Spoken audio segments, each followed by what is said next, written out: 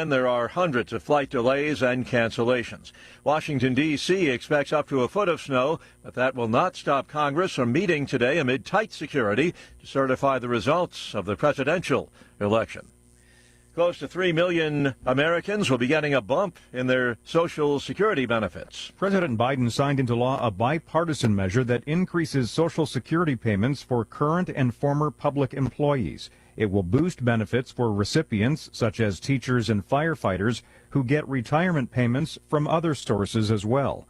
Advocates say the Social Security Fairness Act rights a decades-old disparity, but it will also put strain on Social Security trust funds, which face a looming insolvency crisis. Greg Clugston, Washington. Nippon Steel and U.S. Steel have filed suit challenging President Biden's decision to block a proposed nearly $15 billion deal that would see Nippon acquire its Pittsburgh-based rival. Prior to his attack, the FBI says the truck-driving terrorist who killed 14 people in New Orleans had scouted the French Quarter and recorded video using high-tech Meta smart glasses. On Wall Street, ahead of this morning's opening bell, the Dow futures 211 points higher. More on these stories at townhall.com. The following is not an actor, but a real-life story from Trinity Debt Management. My debt problem started probably about 2016. I needed my life to change financially. I called Trinity, and I ended up joining based on high credit card bills and high interest rate. And my counselor at Trinity has been great, and Trinity has been helping me to get on the right path of paying off these credit card bills, bringing down the interest rate. They have consolidated my bills into one low monthly payment. And now I am finally getting out of credit card debt. So I just want to say thank you, Trinity, for showing me a better and greater path. If you're in debt and you need help, call Trinity at 1-800-990-6976. My name is Sharon, and soon I will be debt-free for keeps. 1-800-990-6976. Russia claims to have captured a key town in eastern Ukraine following a months-long battle. Kurakhova is not a big city. It had a pre-war population of about 22,000. It's largely in ruins now, of course, like all the towns and cities that Russia is fighting over. We were expecting this. About 2 weeks ago, Kiev said it had withdrawn some units from the area to prevent them from being encircled. Much more important, and potentially much more of a loss to Ukraine, would be if Russia takes the strategic city of Pokrovsk. That's an important transport hub not far from Kurakhova. So, this is a blow to Ukraine, but things are bad overall for the country. Russia's taken a large number of settlements in eastern Ukraine in recent days and weeks. The BBC's Will Vernon. Archbishop of Canterbury Justin Welby's tenure in office ends today after an investigation found that he had failed to tell police about serial abuse by a volunteer at Christian summer camps as soon as he became aware of it. Townhall.com. Republicans are wrestling over how quickly they can deliver President-elect Donald Trump some legislative wins on his agenda, with House and Senate leaders divided over the speed and scope of action early in his term. House Speaker Mike Johnson on Sunday laid out a plan for combining all of Mr. Trump's legislative priorities into a single package that could be brought up for a House vote as soon as the first week in April. But Senate Majority Leader John Thune sounded more cautious on the pace of legislation, saying Republicans would work through the drafting process. In the House, Johnson says a legislative package would fold in tax cuts, spending cuts, and funding for border security, in addition to a debt ceiling increase. Senate Republicans prioritize border security as the first order of business. Bernie Bennett, Washington. Following the recent death of a Japanese woman, a soccer-loving nun from Brazil, thought to be the oldest person on the planet. She's almost 117 years old. More on these stories at townhall.com.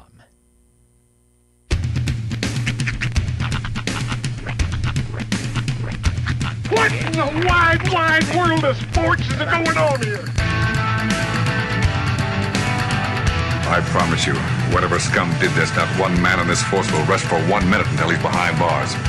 Now let's grab a bite to eat. Yeah, come on. I feel the hot wind on my shoulder and the touch of a world that is older. I hit the switch and check the number.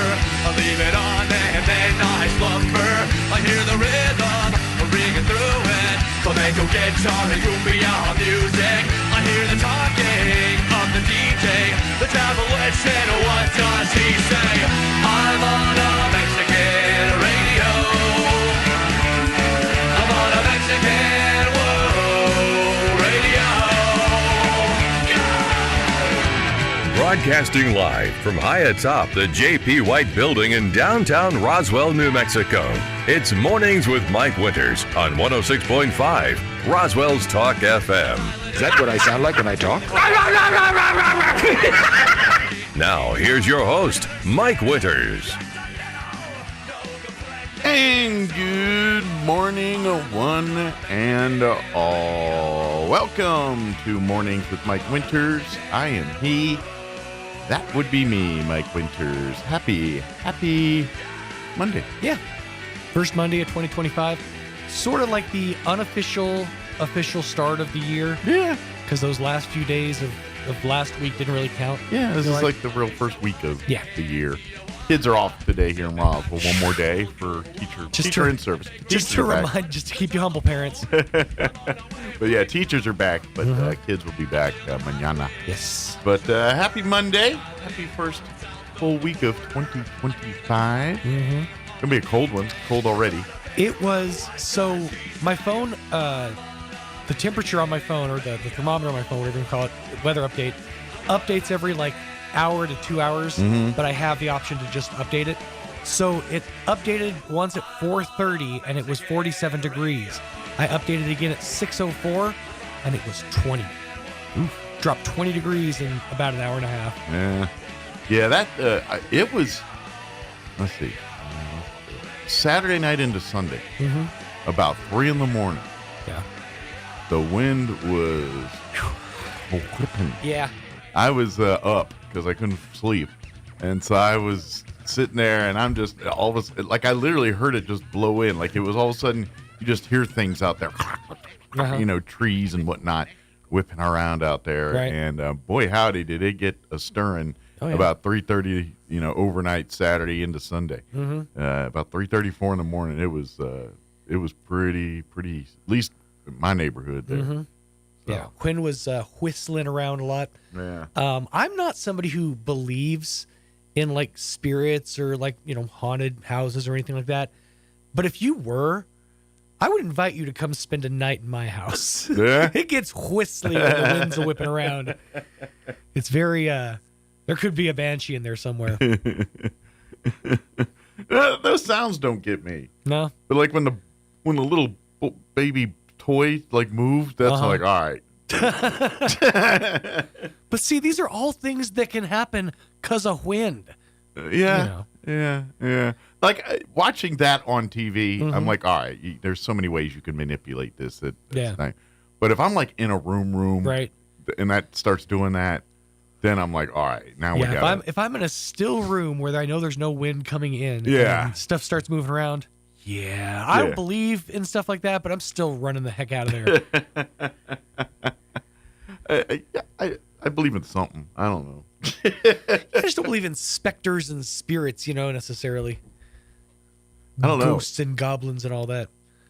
I like to see my specters in the Spy Spy outfits. I like to think of my baby spirits as they're swaddled up in their cribs, watching their Baby Einstein developmentals. I think we got to bring back that specter. We don't use that in our specters. We don't use that in our paranormal talk much anymore. I feel like the last time the word specter was used was in a James Bond movie, right?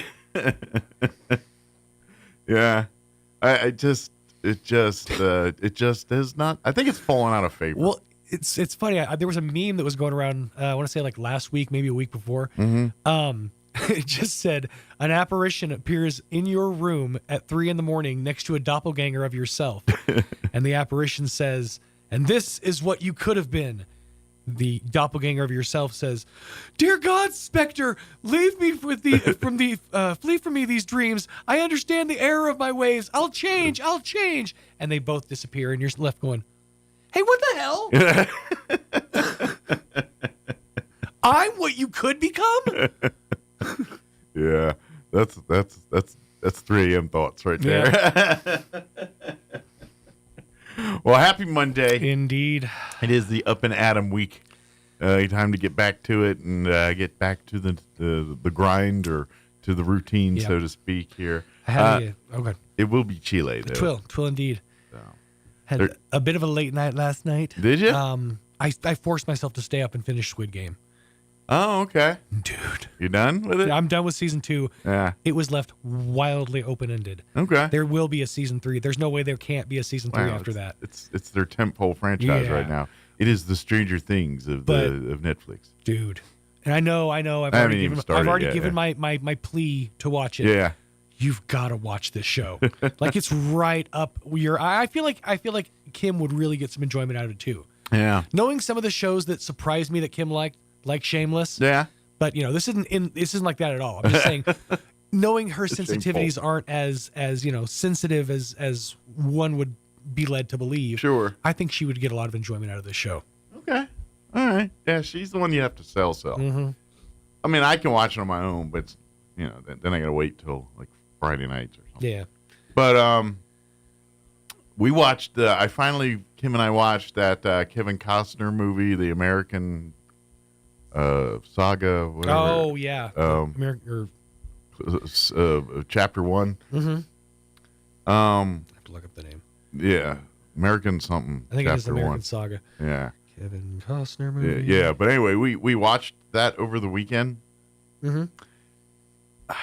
Horizon. That's American Saga, Chapter 1. Yeah, that's it. We watched that thing. If I like it in the thing that I like Dances with Wolves, and I like The Postman, and I like those kind of movies. Mm-hmm. So I like it in that way, that I like it's got that big adventure, I like that part. Mm-hmm. The part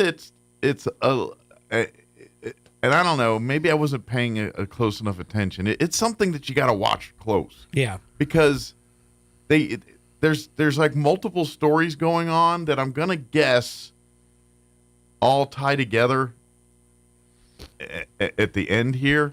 Because I don't know, like, I didn't even look right. How many chapters is this thing? I just saw chapter 3. Like, I didn't, I just because saw only pop up one on the has list. come out. So I'm sure, I know they have at least, a couple. Okay. So maybe one's 3 the only trilogy. one that's been out. Right. It's been released. So it's got this grandiose Gone with the Wind, Lonesome Dove feel to it. Mm-hmm. It's got some barbarism in it. Like the fight scenes are pretty gruesome. Uh-huh. And this was a passion project for Costner. He put his own money into it. Like he almost fully funded it. Yeah, it's got the Yellowstone, it Dances with Wolves feel to it. It does kind of. I like it's good, but it's slow. Mm-hmm. And you gotta. But if you stick with it, it's interesting. But I'm not gonna lie. At the very end of the movie, it kind of hit me with like 37 things at once, and then it's like, all right, good luck to you. And I'm like. It's almost like they said, look, we got way more of the story, but we only did this in 3 hours, so we're going to speed up the last 10 minutes of it all in 5 seconds for you. What you just summed up was Lord of the Rings Return of the King. Really? The final of the Lord of the Rings trilogy, if you've ever seen it, has like 15 endings. It's like, that was not, oh, no, wait, now we're doing this. Yeah. Oh, how nice. Okay. Oh, we're over here now. Good. Because they have like 17 different stories they have to wrap up. I understand, but my God, that movie was over like 6 times. Yeah, and that's how this is kind of going. And so I like it, but am I willing to say it's good? No, I'm not quite there yet. So, but anyway, if you've been holding out on it, it was one of those ones like I need to get around to. Finally, there was literally we've watched everything that we were going to watch, and I was like, all right, let's do this. Yeah, watch Squid Game. It did make me laugh. On our DVR and stuff. There was a meme going around last week. It just showed a truck with a Yellowstone logo on the door. It said, "This man's driving around with a fake man's fake ranch, a fake logo from a fake man's fake ranch on his truck." That's pretty good. By the way, you could get their frozen meals at Walmart. Yes, I saw those. And scented candles. It's a very odd combination of products they're putting out. I'm not really sure which demo they're swinging for. Don't smell like a man For the with a scented candle. for the single deadbeat dad that wants his place to smell Yeah. not great, but Right. Well, certain people that love it, they just want Yellowstone everything. It's when people become fans. Yeah. It's short for fanatics, and Right. they go over the top. And when you've got the scented candles and eating the Swanson Yellowstone dinners, And then, while you're here, crack open a bottle of Yellowstone Merlot. I'm sure the Yellowstone wine would come in a box. you know what looks good is the Yellowstone 62-inch hibachi TV.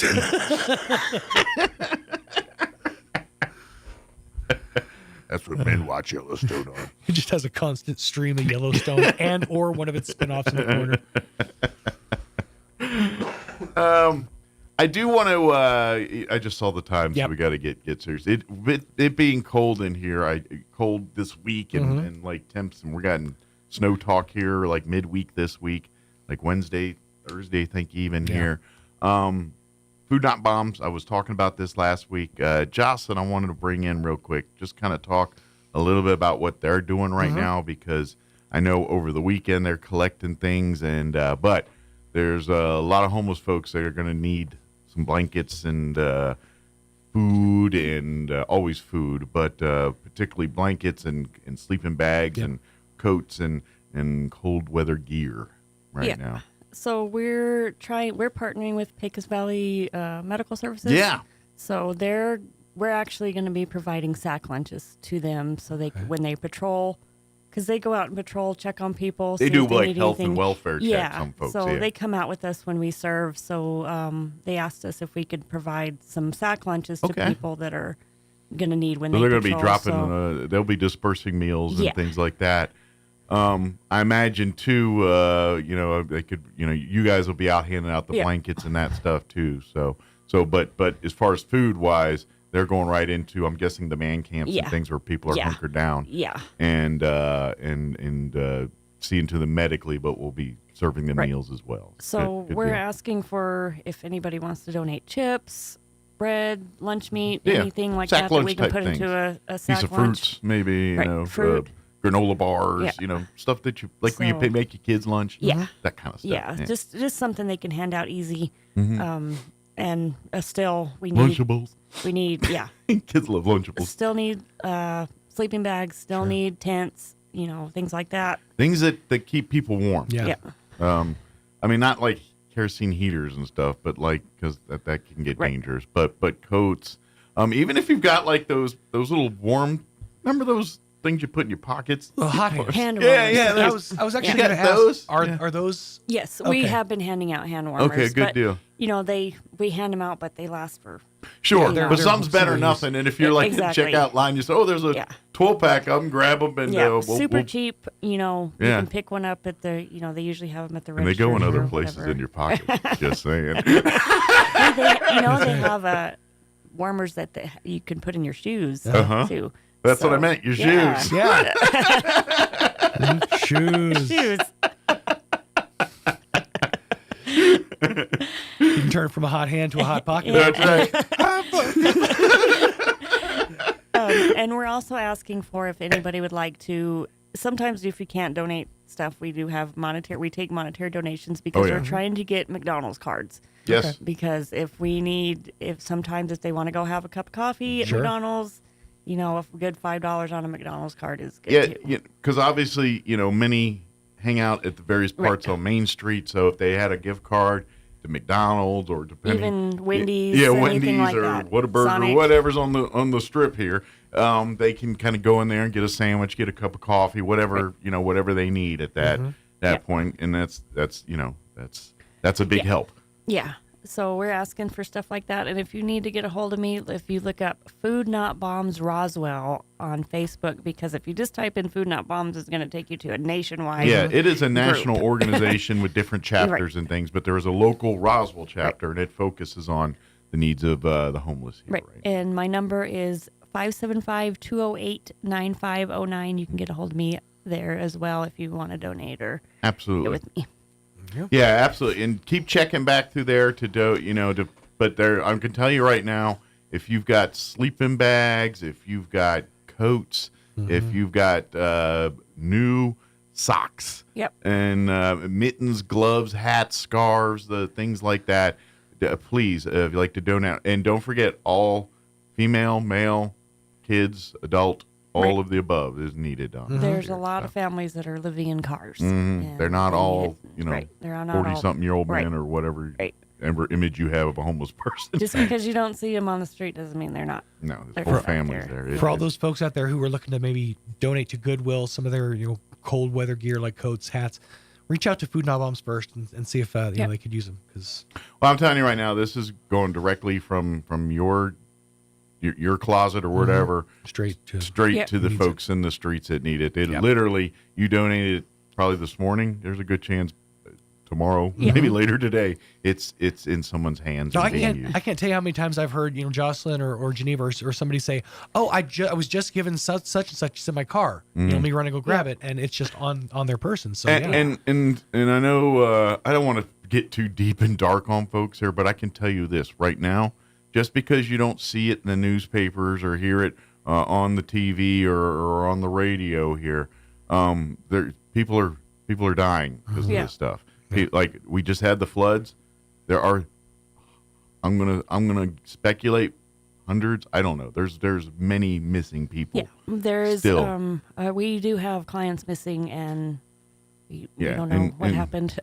We can. I mean, hopefully they went somewhere not. We're hoping the best. But to be honest, logic and dictates that But here's the same thing. We're about to drop into the 20s overnight here. Yep. Yeah. This is the weather where people end up waking up frozen the next morning. Right. Hypothermia killed them. Things like this. That's what Michaela from Pecos Valley Public Services is going out to check on these people, and she will check anything from your blood pressure to if you need wound care, anything like that. If you need an actual to go to the hospital, triage it. Yeah. To if you need more services or just a Band-Aid or a blanket. Yeah. But either way. She will be handing out blankets too when she has them. Sure. So we're kind of both working together to You're do kind what of we collecting can do. and she's going right out to the people directly here. So But that's what we're talking about here. So regardless of your thoughts on homeless and they're coming or going, they're human beings that, let's face it, it's a good chance we're not going to have all of them come get us through the week this week. That's and what we're looking we're at. still continuing to serve even in the cold. We were out there yesterday when it was really cold. We still served food and handed out things we needed to, and we'll be out there on. Yeah, that way you could check if you do the Facebook. I sound like an old man. If you're on the social media, social media. But if you use Facebook. I highly recommend that you like and follow the Roswell Food Not Bombs. That way, you can stay abreast. Oh, they're going to be at Pioneer Plaza or wherever, skate park, wherever they're going to be. But that way, you can stay and connect direct communication. So say, hey, what else can I do directly? I've got this. Is this helpful? If this, and someone will get back to you, say, yeah, that is, or not right today, but it will be. Hold on to that. Something like that. Jocelyn's really, really good at getting back to you too. She's right on it. And I'll also throw this caveat out there too that we don't have the warming center available anymore. At least from what my understandings are. So if there's someone out there that does have a facility that is available that we can utilize it as a temporary or whatever, if it's even if it's a warehouse, it's just empty. We can at least do something with that. Just it doesn't have to be an elaborate building. We just need a place to have people can come in and get a cup of coffee and get warm for an hour or so. And ideally someplace where they could walk to. That would be the other. Right. I got one. It's in Texas. Preferably downtown. Accessible. So something kind of downtown or near adjacent. I know it's soup season, and we've been definitely making a lot of soup. If somebody would like to, if it likes to make soup and donate to us, they really appreciate it. Absolutely. It's soup goes a long way, and I love soup season. Yeah. It's my favorite time of year. Yeah. Soup season. The soup season. Yes, they definitely like a warm cup of soup. So. Absolutely. Yeah. So, but please reach out. Roswell Food Not Bombs on Facebook. or call here the radio station. Yeah. Ask for Jocelyn, or you can reach out to Jocelyn direct. But anything you'd like to do to help to reach out would be greatly appreciated. Absolutely. Awesome. Thank you, Mike. Yeah, anytime. And sleeping bags. I don't know, for some reason they are not on the shelves anymore. So if you got them, they'd love to have them. It is 7:25. Probably should get the hour going. We're gonna replay some interviews. Barbara Gomez from Main Street Roswell joined us on Friday. We're gonna play that here in just a bit. Crystal Noble with the Humane Society joined us last week. We'll play that, and then Elliot Rodriguez with Lone Depot joined us earlier in the last month. We'll play that for you here in the 9 o'clock hour. Before we do any of that, though, let's take a quick commercial break and then get you right into your Roswell Livestock Report for Monday. And a quick break, and then we'll play our interview with Barbara Gomez. Don't go away. I'm meteorologist Steve Hamilton with your Pecos Valley weather. Things look pretty good today. We had a cold front drop through, and that'll keep us in the low to mid 40s on the afternoon high today. Some sun and some clouds. Overnight, partly cloudy. We're in the mid 20s. A little bit more cloud cover on Tuesday. It looks like we'll stay in the 40s. Another low pressure area arriving on Tuesday night with a few snow showers, scattered snow showers on Wednesday. That's your latest forecast. I'm meteorologist Steve Hamilton.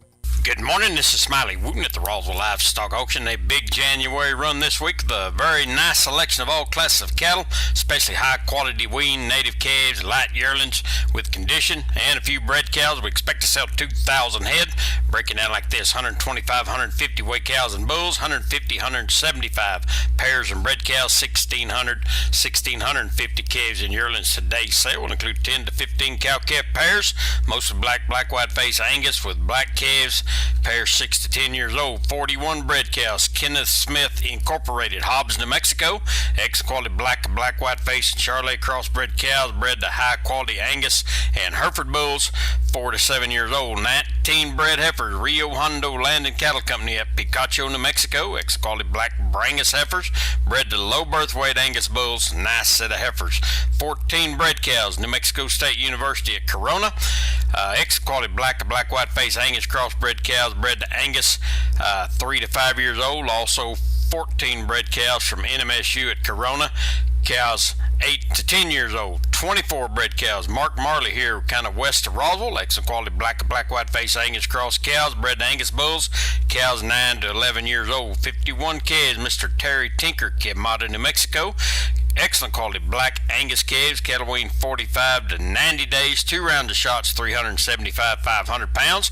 55 calves, Mr. Clint Hughes at Carlsbad. Excellent quality black Brangus crossbred calves, cattle weigh 90 days, 3 round of shots, right off some short wheat, 450, 600 pounds. 88 calves, 4K livestock here north of Roswell.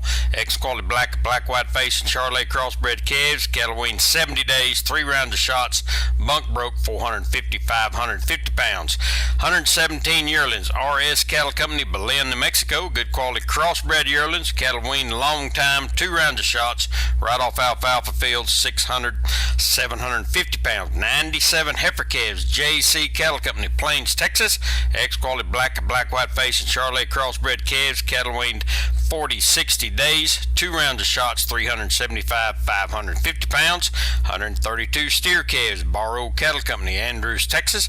Ex-quality black, white-face, red, white-face, and white-face English crossbreds, light weaned with 2 rounds of shots, 500, 625 pounds. 34 calves, Mr. Sterling Pierce here north of Roswell. Excellent quality black, white-face Angus cross calves, cattle weaned 60 days, 2 rounds of shots, 450, 575 pounds. 66 calves, Mr. Wayne Netherland, Artesia. Excellent quality black, white-face Angus cross calves, cattle weaned 90 days, 1 round of shots, 400, 550 pounds. And 81 calves, the Williams Ranch, Crown Point, New Mexico. Ex-quality black, white-face, red, white-face English crossbred calves, cattle weaned 60 days, 1 round of shots, 400, 650 pounds. Several other sets of high-quality native calves and light yearlings. Sale time this morning, 9 o'clock. Sale pairs of bred cows, 9:30, 9:45. Calves and yearlings near 10:30. Pretty short on weight cows and bulls. We'll be on bred cows and calves pretty early, so don't be late. We expect to sell 2,000 head here today. Happy New Year. This is Smiley Wooten, Roswell Livestock Auction. Hey there, Chief Detective at Trustmark Roofing and Windows. If you think you need a new roof or windows, you should know that Trustmark specializes in just the facts. We investigate your roofs or windows issues, document our research in a thorough case file, then present you with hard evidence of our findings. Witnesses in the southeastern New Mexico area can corroborate Trustmark's just the facts approach. A local customer said, of all the bids we received, Trustmark Roofing was the most detailed and explanatory. And another witness said, I received bids from 3 top-rated roofers and Trustmark was the most thorough and forthright. Get the roofer who specializes in just the facts. Dial 575-755-7663 or visit TrustmarkRoofingLLC.com today. But you didn't hear it from me. Jennifer here at Trustmark Roofing and Windows. At Trustmark, we're all about our customers, and that is because we have some of the best people in the world at our company. Call now and ask about our special offers. 575-755-7663. Trustmark Roofing, we put people first. A bedroom is a quiet escape where I go for peace and comfort. This is Melanie at Glenn's Furniture. I know how important the most private room in your home is for your life and the lives of your family. That's why we offer a selection of bedroom groups that make living easier and more comfortable. Modern designs, bold curves, and stylish fabrics elevate your bedroom space. You'll find your new set easy to sleep on and even easier to own. Come see us at Glenn's on the corner of Union and Alameda, where delivery is free since 1953. Here's a Mornings with Mike Winters fun fact. Due to extreme pressure and weather conditions, it literally rains diamonds on Neptune and Uranus. Stop snickering because I said Uranus. Here's Mike Winters. And joining us, it depends on the beans. Huh? Good morning. It is 23 minutes after 9 o'clock. And joining us now officially in studio, Crystal Noble with the Roswell Humane Society. Good morning. Good morning. Welcome. Happy New Year. Yeah, Happy New Year. Way to bring in the new year. Everybody has colds. That's right. It's the season. But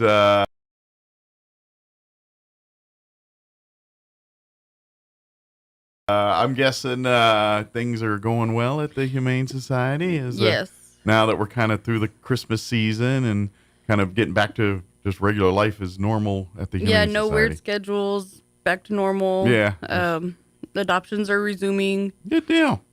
Good deal. I'm guessing vets are now open back up, and you know, so you can get your shots or spays and neuters and things or whatever is needed to get the animals ready to go home. So yeah, if you're now ready to bring a pet into your home, they've got a fine selection of cats and dogs that are looking to be forever to be your forever family member here.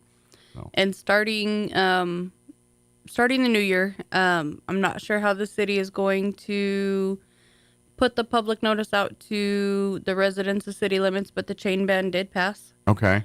They have until some point in April to remedy the situation so their animals are not on chains. After that date, then citations and stuff will start to be issued. Okay. But the city's going to make some kind of an announcement.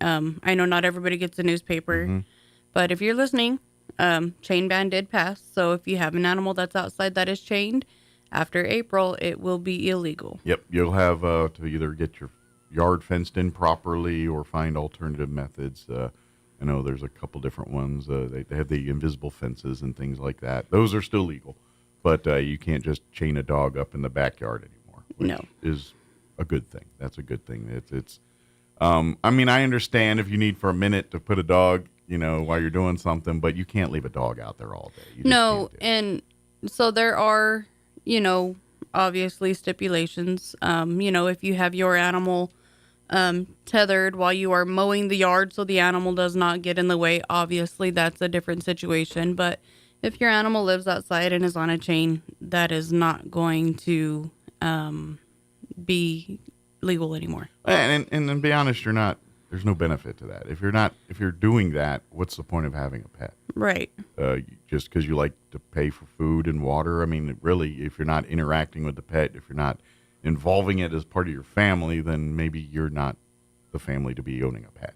That's how it should be.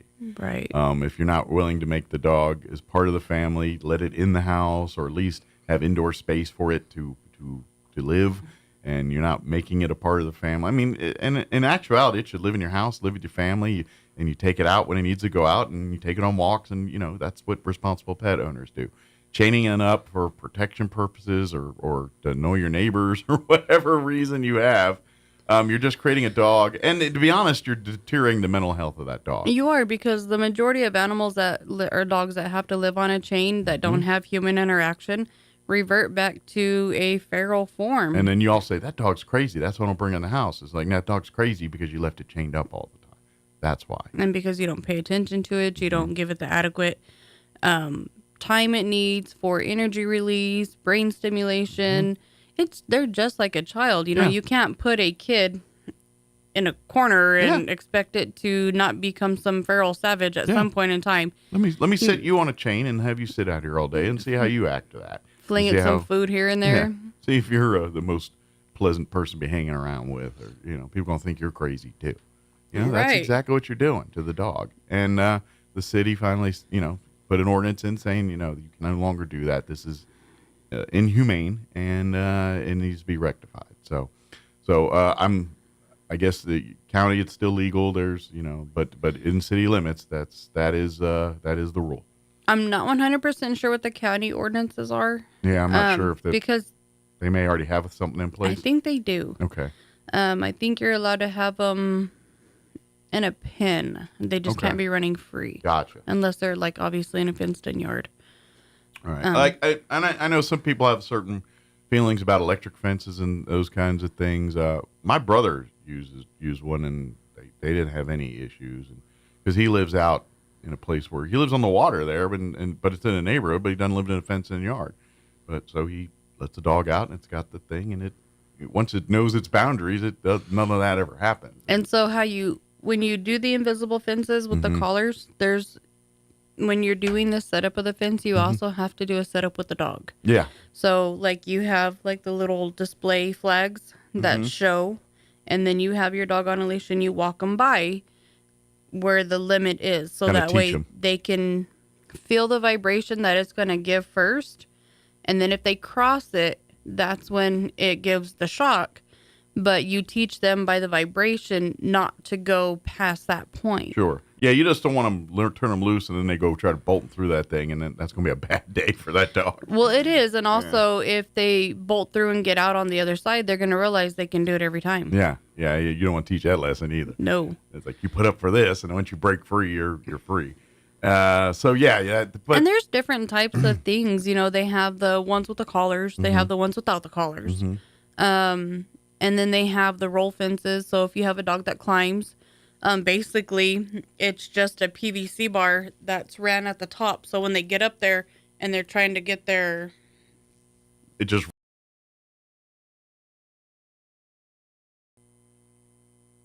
And good morning. It is 20 minutes after 9 o'clock, and joining us in studio this morning from Main Street, Roswell, all the way from upstairs, Barbara Gomez back in studio. Good morning. Happy New Year. Good morning.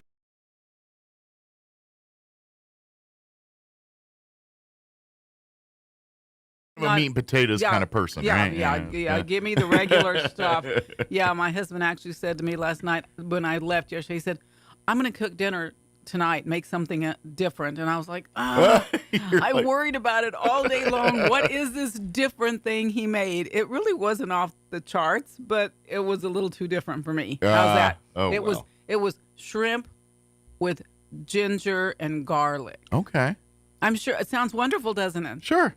And it actually didn't taste too bad, but it was not my cup of tea. I'm a hit or miss on ginger. I'm not a big ginger fan. I don't care for ginger. It's a little too strong for my, you know what I'm saying? It seems like I can taste it for a while. Like when people say, oh, you're sick, you need to drink, or like stomach ginger ale, and I'm like, I don't like it. Can't do it. Or it's almost kind of like... Yeah, my wife does. I can't do it. But like cilantro, some people can eat it and it doesn't affect them at all. For me, it's just like, wow. Yeah, that's another one for me. I'm cilantro. I like it, but not...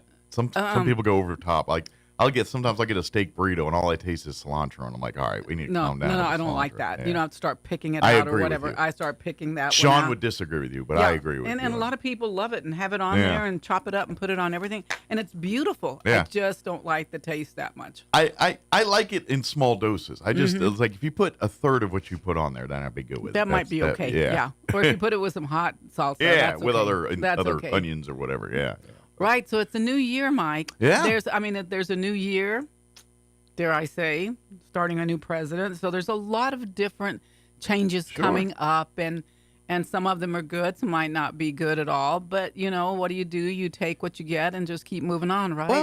Well, I'd like to say there's a lot of optimism and things. You know, we got a legislative session where they say a lot of money. So hopefully, you know, some good stuff happens out of this. Right. So hopefully we're looking at a bright 2025. You know, I hope. and anytime you get a change in something, whether it's a change of a board or a change of new members or city council or a president, there is a sense of hope and a sense Fresh of ideas. Yeah, fresh ideas and where we're going to go from here. So I say that to, you know, segue into just going back a little bit, because I do want to talk a little bit about Christmas. Yeah. I know it's gone and we're done with it, and a lot of people are like, "Yay, we're done!" But you know, this year was an incredible year. It was a wonderful Christmas season this year. I think we really had a great considering, one. I would say as a whole in the year, it was a rough one with floods and fires and everything else. Oh yeah. But the Christmas season, it was a nice bow on a rough 2024. Right. A high note on a rough year. I think after that flood, I think that everyone felt like we needed to do something special, or we needed to not forget, you know,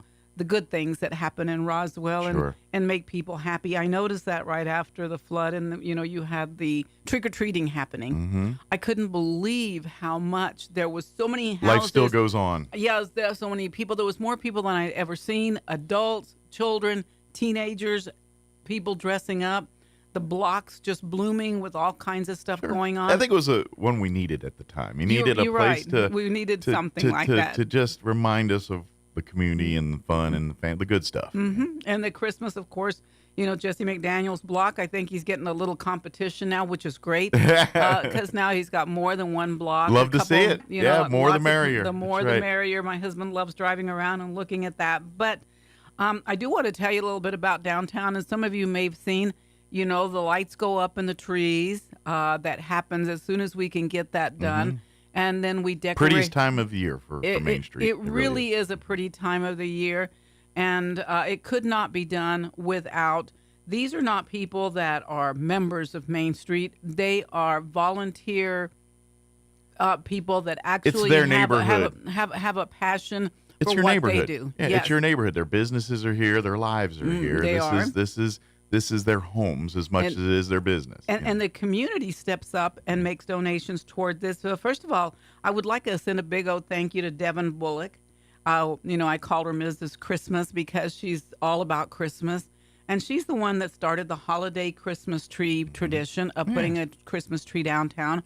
And I think it was about a year ago or so she started collecting and getting donations from the community to buy a really large tree. So the tree that you see sitting in front of the courthouse lawn is a 17-foot Christmas tree, and it has the option to even get bigger. Okay, so we're going to go bigger. So we can actually, if we get enough money, we can actually add more bottoms to it and make it bigger and bigger and bigger. So we get it like 20 feet, 30 feet. Yeah, it just depends whatever. on how big we want to make it. Okay. But she's the one that took on that project on her own.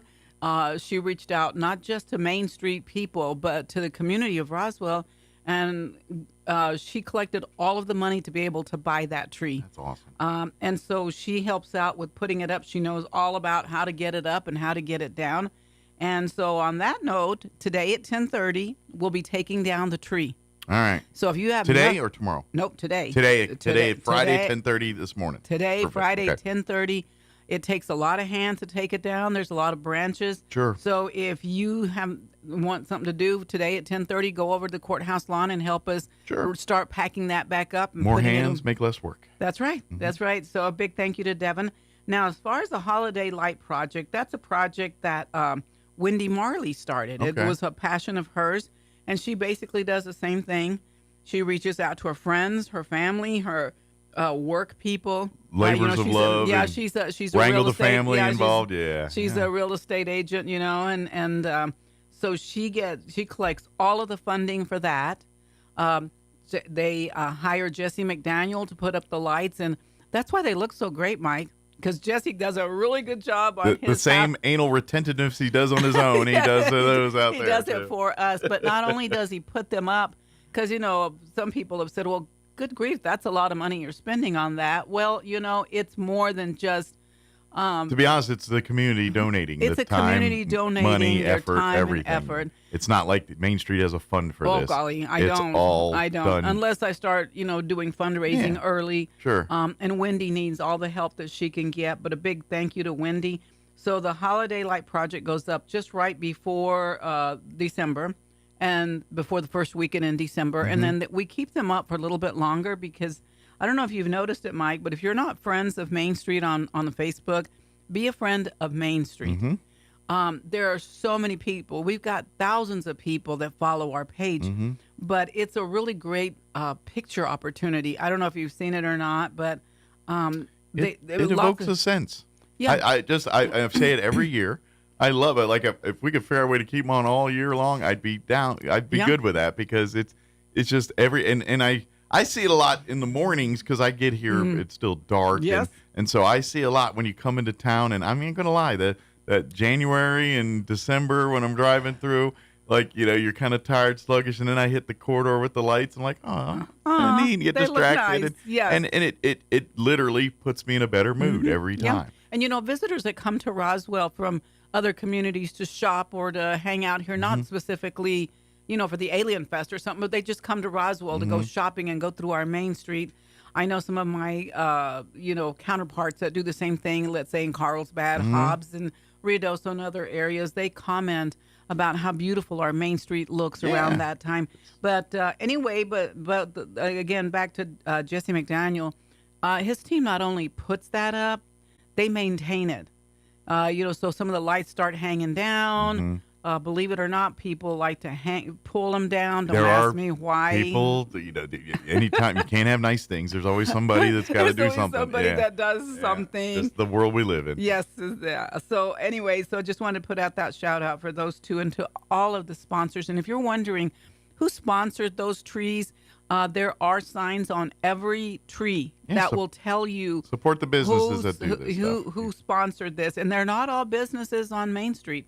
They're car dealerships, they're oil companies. There's just all types Roswell merchants and various people in this building have also supported some of those trees. So big we're all thank tied you together. Main Street, Roswell, we're all one community. It's our the Main Street. Yes, it has you define lines of an area, but its impact is much bigger than those borders of which it's encased in. So I want to kind of back up a little bit to the window decorating contest. I don't know if you guys were aware of this, but every year we have a window decorating contest.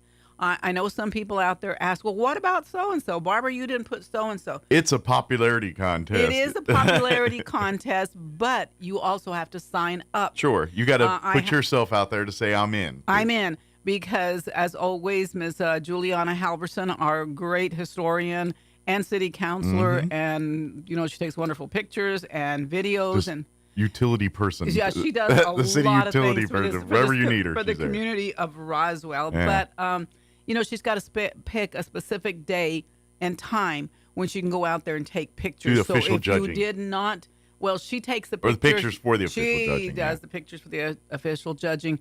So if you didn't see your favorite person out there, you might ask them, did you enter into the contest? Yeah. Because we're not going to go and take a picture of everything downtown. We're going to take a picture of the ones that entered into the contest. That signed up. Yeah. So. And so this year we had quite a few of them sign up, a lot of windows sign up.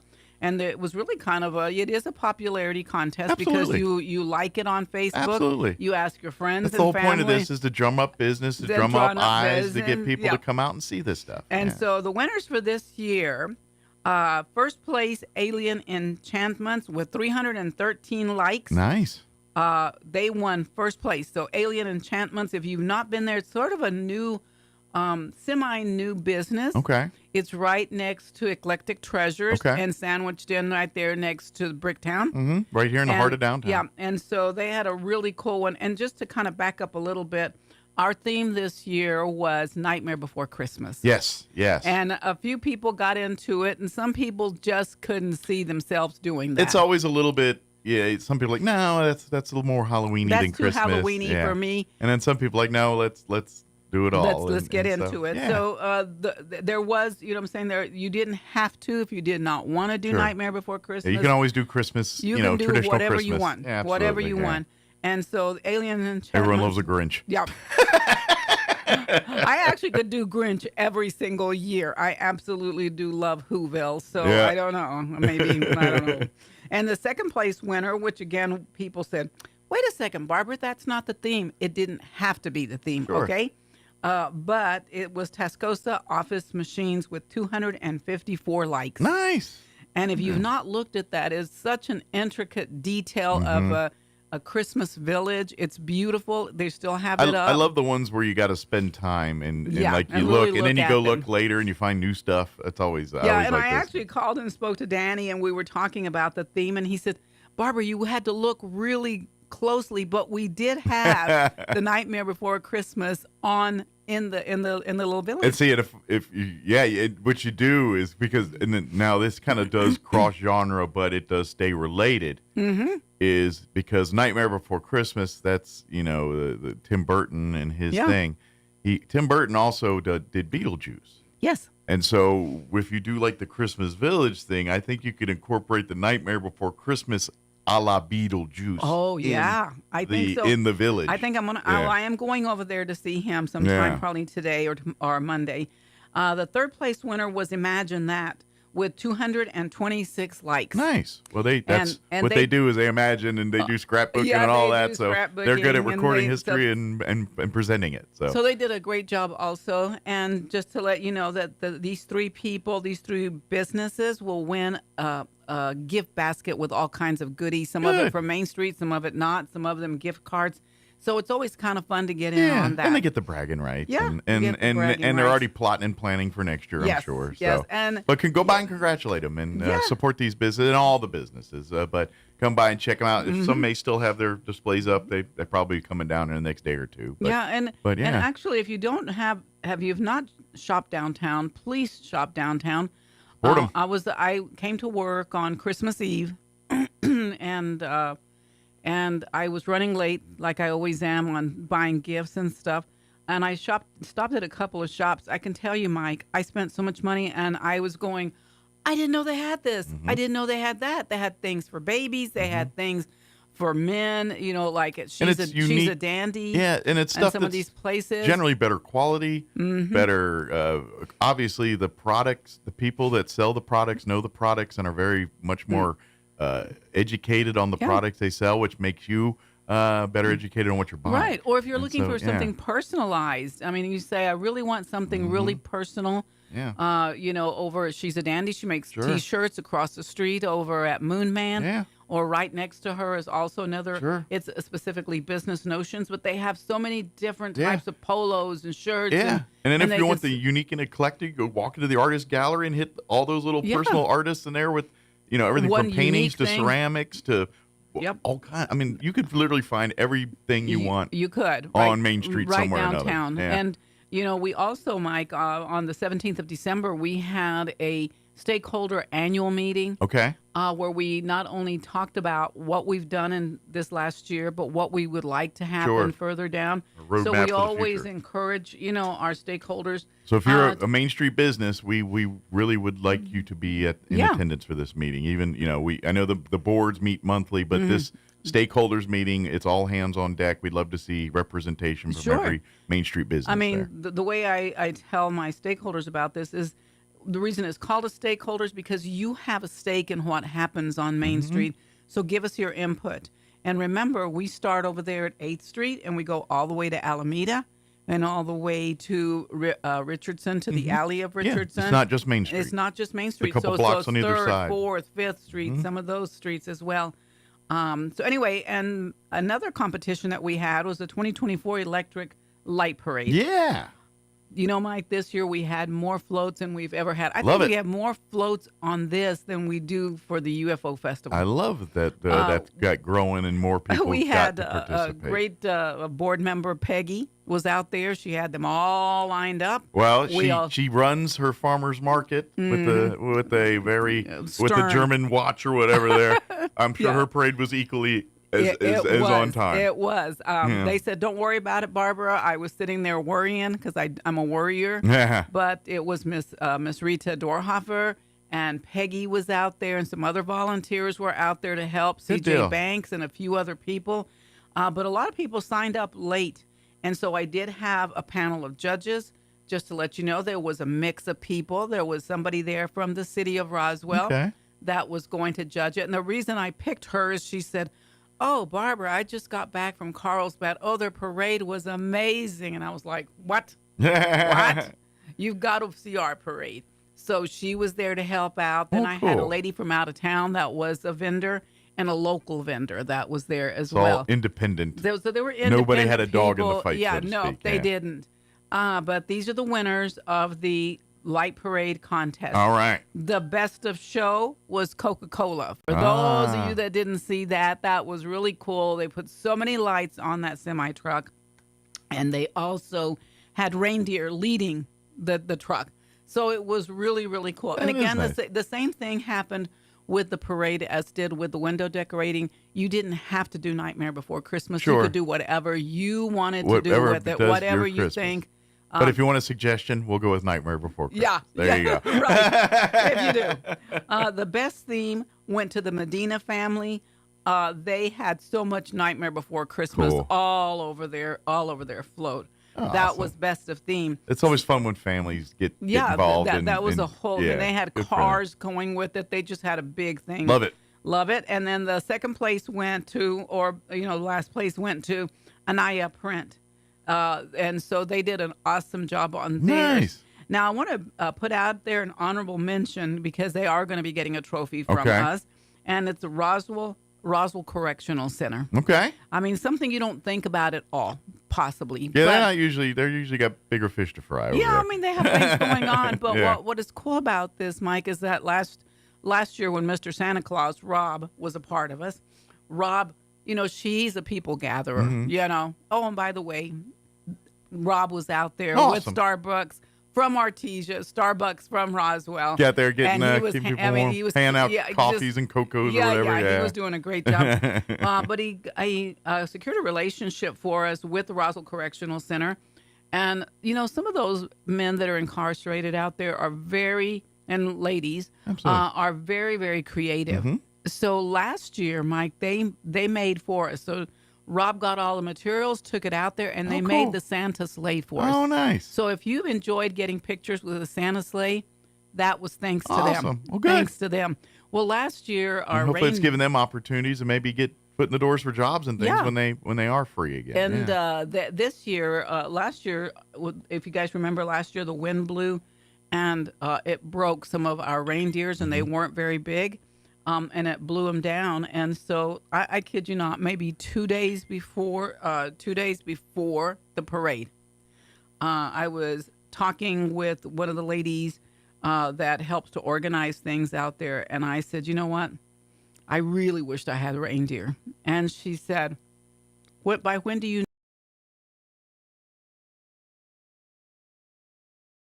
46, let's pause for news, Hannity update, Cowboys report, all that good stuff. Don't go.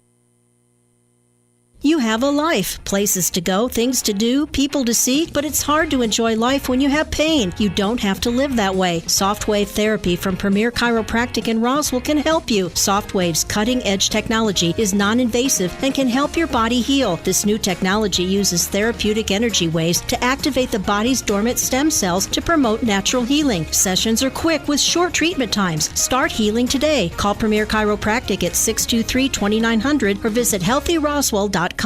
Wakefield Oil Express has the highest quality service in Roswell with a 17-point full-service oil change that includes a full wash and vacuum at their car wash. You won't find a better deal. They also offer full synthetic oil changes, fuel and cabin filter replacements, and will even check your battery. Their tunnel wash isn't afraid of dirty vehicles. They have the best value wash in town with free vacuums. They even offer wash passes that can be used for multiple vehicles. Next time you need your oil changed, go to the fast and efficient Wakefield Oil Express and let them earn your business. 3204 North Main, Roswell.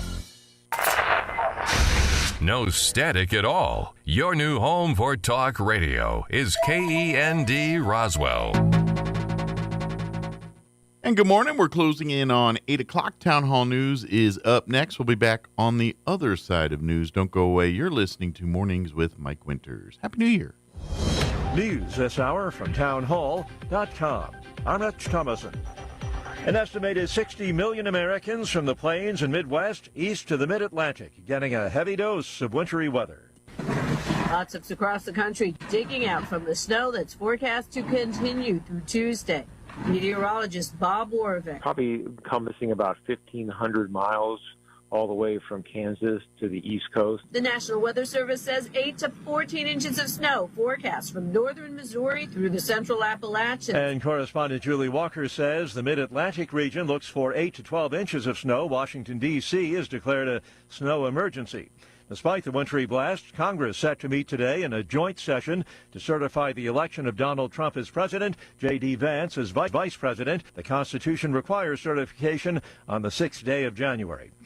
President-elect Trump's attorneys are asking a New York judge to halt Friday's sentencing of Mr. Trump while he appeals a ruling upholding his verdict in the New York criminal case.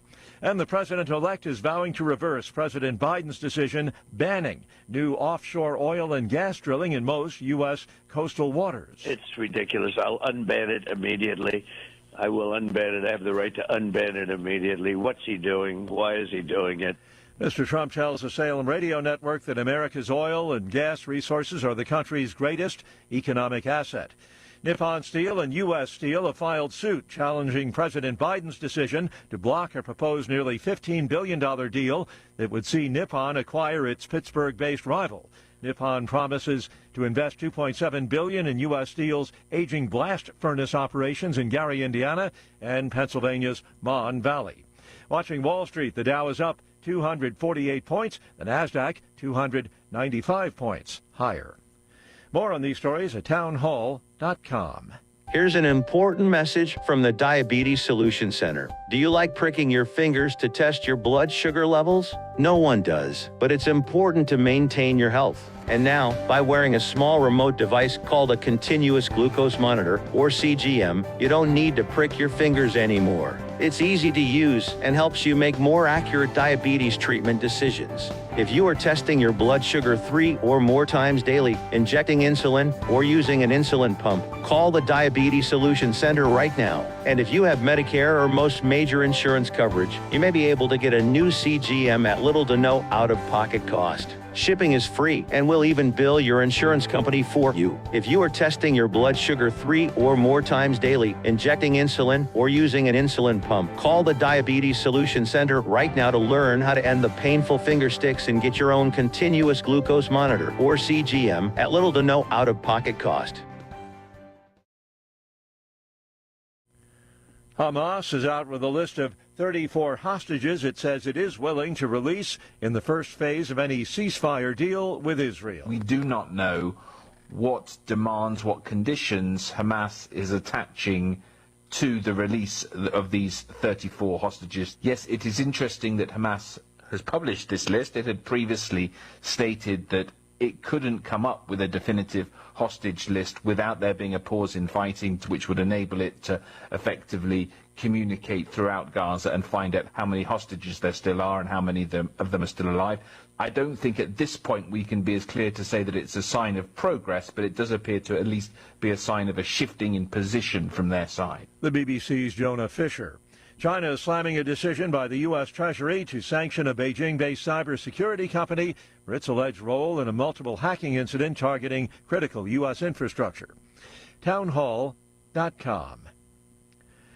Backcountry skiing can be an exhilarating but dangerous sport. A case in point. A skier has been killed, another injured when their group triggered a large avalanche. That avalanche in a backcountry area some 20 miles east of the Grand Teton National Park. It took rescue teams nearly 4 hours to ski into the area after their helicopter was grounded because of bad weather. Jason Walker reporting.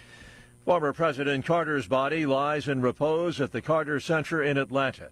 Thousands of mourners have been paying their respects to Mr. Carter. Visitation at the Carter Center will continue through tomorrow morning.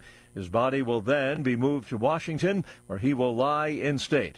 And President-elect Trump has said he plans to attend Thursday's state funeral for Mr. Carter, who died recently at the age of 100. More on these stories at townhall.com.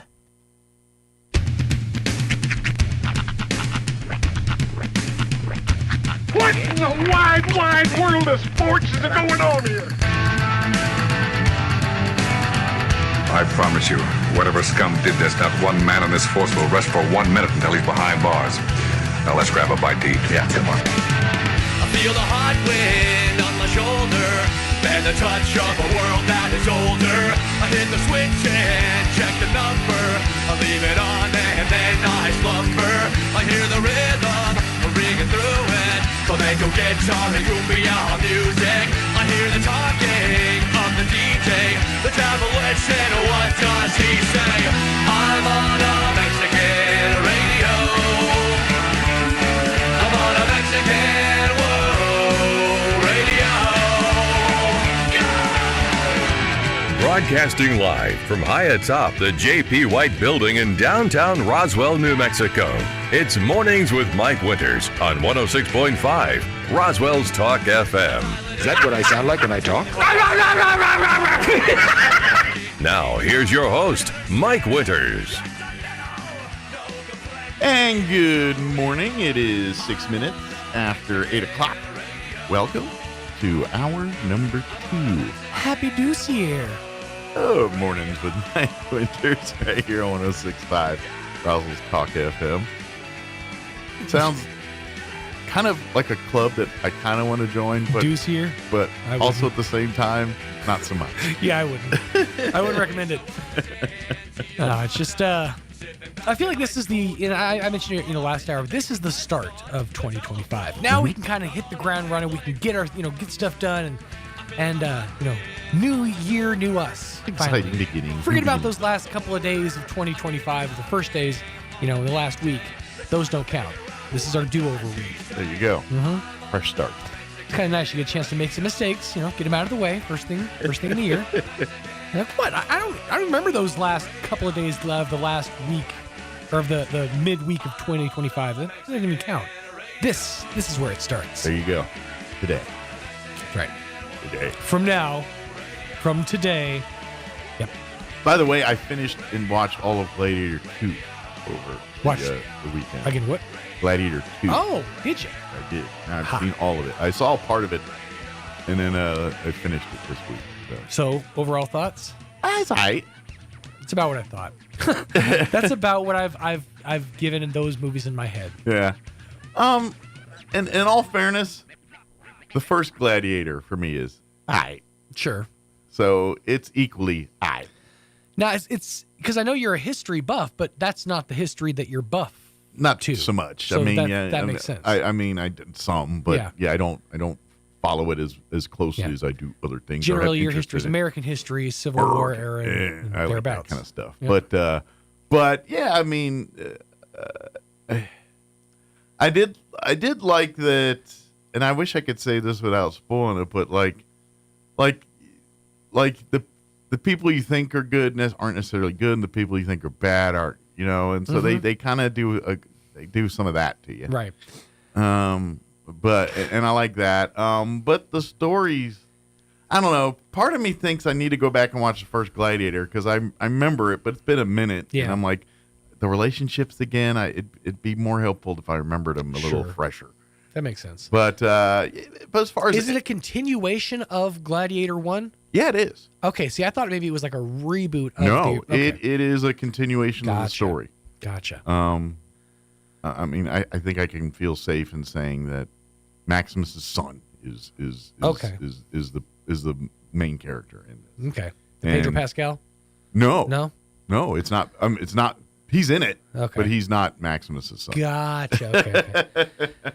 Actually, the guy that's Maximus' son, I don't recognize, but that doesn't mean it. Was it Joaquin Phoenix? No, he was in the first one. He was the first one. Okay, he was the emperor. Yeah. He was the Caesar, and this one has two equally. This one features Denzel Washington. Okay, he was not in the first. Huh? He's one of the main. Him and Pedro are the two names from the movie. Okay. Yeah, I mean, I like that idea of subversion of characters that they zig when you think they're going to zag. Yeah. In fairness, spent a lot of time over the last 24 hours watching a Korean television show, and they sort of tend to play to the lowest common denominator. Mm-hmm. You kind of knew the thing that happened in the last episode was going to happen for about 3 episodes. You're like, okay, you're just kind of waiting for it to happen, and then it happened. Yeah. That being said, it was totally out of nowhere when it does happen. You're like, no! I was on the edge of my couch. Like, come on, no! It's very... when a show can make you, like, just completely, like, your heart sink. Just, for, characters on a show. That's... Sure. They're doing their job, and they're doing it well. They're jobbing out there. They're jobbing out there. Good God, he's had enough. But I will say this: of the second half of the season of Squid Game, yeah, it gives a lot of school brawl and Cobra Kai vibes. Ah, if that makes any sense. I think it does to me. It's real over the top. Over the top. It's so good. Unnecessarily over the top. It's like, wow. Yeah. Oh, speaking of over the top, I also watched the latest Landman episode last night. Ah. And this was funny to me. They have a cameo in this episode. Yeah. That's a polarizing person. A Jerry Jones. Nuh-uh. Makes his acting debut. Oh, wow. In Landman last night. Wow. And I gotta lie, he's all right. He did it all right for what he was doing. He plays himself. I was going to ask, is he playing himself? It's not like he's playing someone else, so he's playing himself. No, there's a scene. John Hamm, actor John Hamm. Mm-hmm. He's like the owner of the oil company. He's a billionaire. Right. Hi mucker to muck. And he's got a deal where he's in the hospital. And he's in the hospital there. And, of course, Demi Moore's, his wife in the movie. Or in the show. Golden Globe winner. Yeah. Demi Moore. Not for that show. No, not for that show, but she wanted... Because, she's in the show. Yeah. But I've watched all the episodes, and total screen time of Demi Moore, about 30 seconds. Sure. It really hasn't been much. But anyway, John Hamm's in the hospital. And he's being visited by Jerry Jones, another, fellow billionaire. Mm-hmm. And so he tells the story about how he buys the Cowboys and family and the importance of family. And you're like, wow, Jerry, you're kind of like, Jerry seems like a good dude here. Mm-hmm. So I guess he's friends or whatever with Taylor Sheridan. I'm sure. Got him in there. But so it was probably less acting and more just here, go on and tell your story. You know what? It very much. Or tell me your story, let me write it for you, and then put it this way, it does put Jerry in a positive light. Sure. And as a guy who I don't hate Jerry because I hate the Cowboys. And so the fact that so I don't hate Jerry. I don't particularly hate, or loathe him particularly. It's just he's always been associated with the team that I absolutely cannot stand. But I get it, because even Cowboys says, I love Cowboys, hate Jerry. I hear that so much. And I trust me, I feel you. Dan Snyder, that's all I got to say. But I last night I'm like, he came off like a good guy in this episode. So, but to people that hate him, like, oh man, he's so fake. Look at this. I'm sure that's what they're saying. I was like, that was a charming story he told. And but anyway, he made his acting debut on Landman last night, and so I watched it. He's got about good 2 minutes of screen time, almost more than Demi Moore, I think, at this point. Wow. Nice. He's got more screen time than Demi Moore in the series. I will say I really do enjoy John Hamm as an actor. I mean, I do enjoy Hamm. I do enjoy a nice ham with some bubbly. But he's got such range as an actor. I mean, because he's a really funny dude. Like, if you've ever seen any of his stuff on like 30 Rock that his cameos there, or the stuff that he's done with SNL, dude is real funny. I mean, he's really good. He was in the latest season of Fargo. Yep, you're absolutely right. The sheriff or whatever in so that. Yeah. He can go, slapstick comedy all the way down. Was to it Mad Men that got him famous? Yeah, Mad Men. Yeah, I never watched that. Which, show. by the way, you know what? As somebody who does what we do for a living, you would have a greater appreciation of the show Mad Men. I probably should watch it. It really does put a light on the world of advertising. And one of the best quotes in the show is, advertisements, the only thing that an advertisement is supposed to make you feel is happy. Mm-hmm. It's only supposed to make you feel happy. Not any other. It's not supposed to evoke any other emotions. but happiness. Not anymore. They talk about there's a great little breakdown how because basically the whole thing is he's an ad rep or a sales rep for an ad agency, and one of their big products is. Did you watch the whole series? No, I've only seen like a few like most of the first season and then a part of season 2. I just thought it was a kind of a toity movie show. I never. It is. I know nothing about the show. And there's a lot of it's kind of like going back and watching Oz or The Sopranos. There's a lot of stuff that was groundbreaking at the time for this show, but it's sort of like been done to death since. Right. But it started here, so you kind of gain a new appreciation for it. Okay. But like the way they spin, the way he's standing in front of a group of ad executives, and he spins because he's trying to sell Lucky Strike cigarettes. Okay. And he spins. He says, "Every other tobacco out there is poison. Lucky Strikes, it's baked."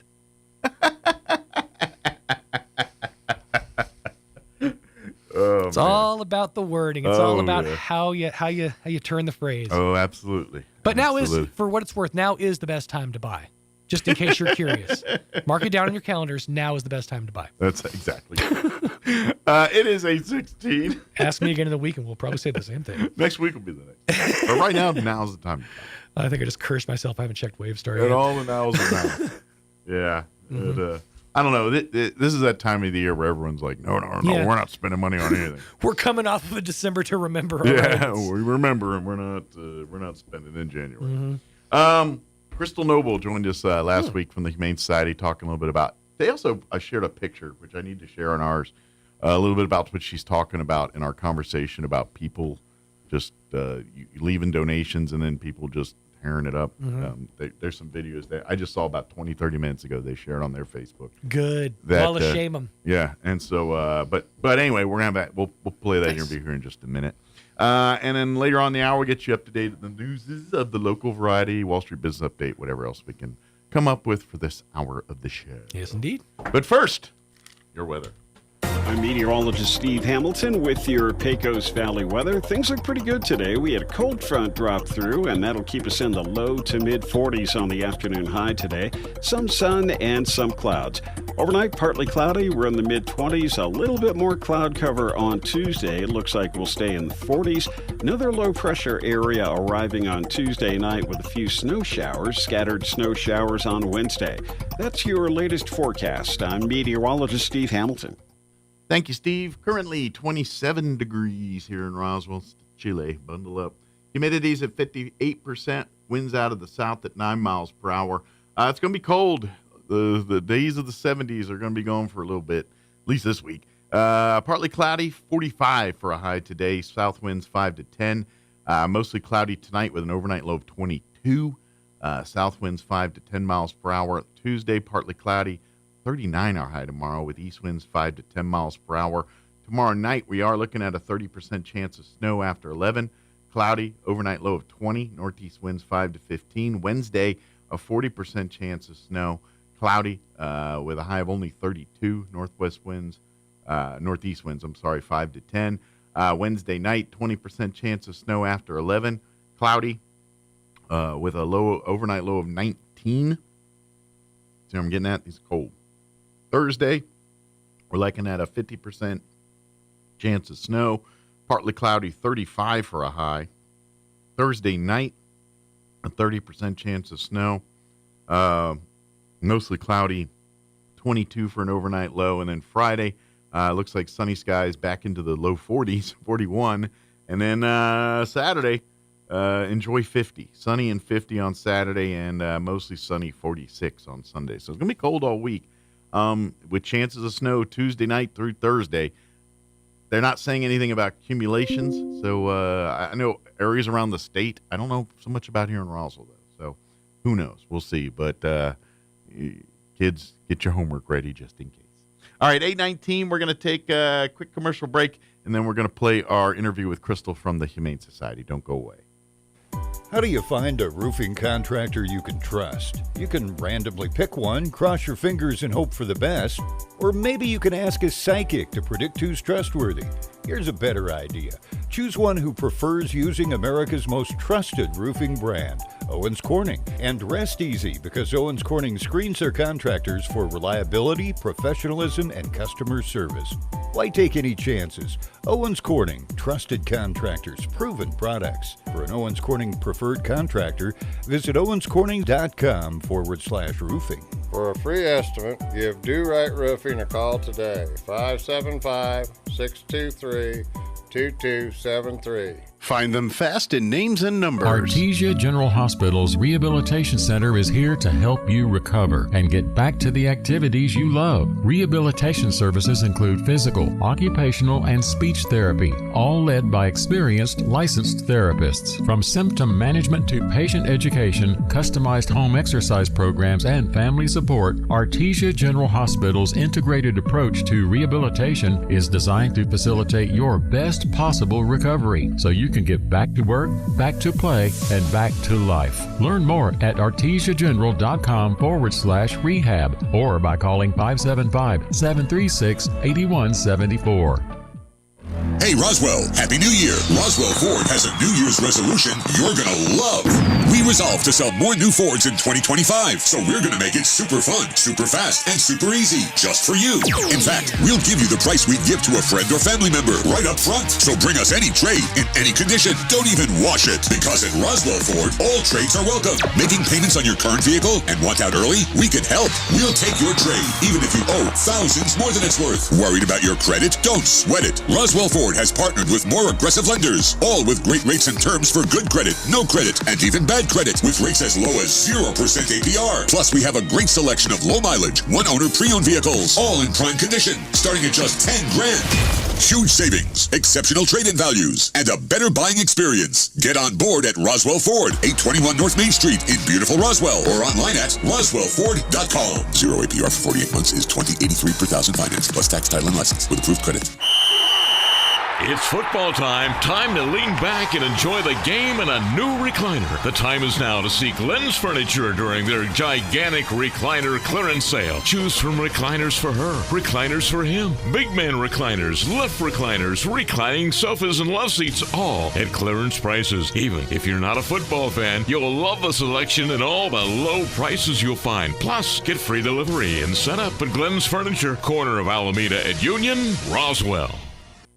Here's a Mornings with Mike Winters fun fact. The catfish has over 27,000 taste buds.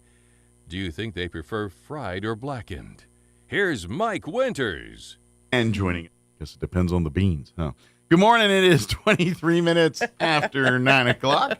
And joining us now officially in studio, Crystal Noble with the Roswell Humane Society. Good morning. Good morning. Welcome. Happy New Year. Yeah, Happy New Year. Way to bring in the new year. Everybody has colds. That's right.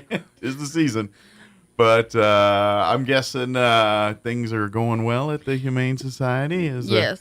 Now that we're kind of through the Christmas season and kind of getting back to just regular life as normal at the Humane Society. Yeah, no weird schedules. Back to normal. Yeah. Adoptions are resuming. Good deal. Good deal. I'm guessing vets are now open back up, and you know, so you can get your shots or spays and neuters and things or whatever is needed to get the animals ready to go home. So yeah, if you're now ready to bring a pet into your home, they've got a fine selection of cats and dogs that are looking to be forever to be your forever family member here. So. And starting the new year, I'm not sure how the city is going to put the public notice out to the residents of city limits, but the chain ban did pass. Okay. They have until some point in April to remedy the situation so their animals are not on chains. After that date, then citations and stuff will start to be issued. Okay. But the city's going to make some kind of an announcement.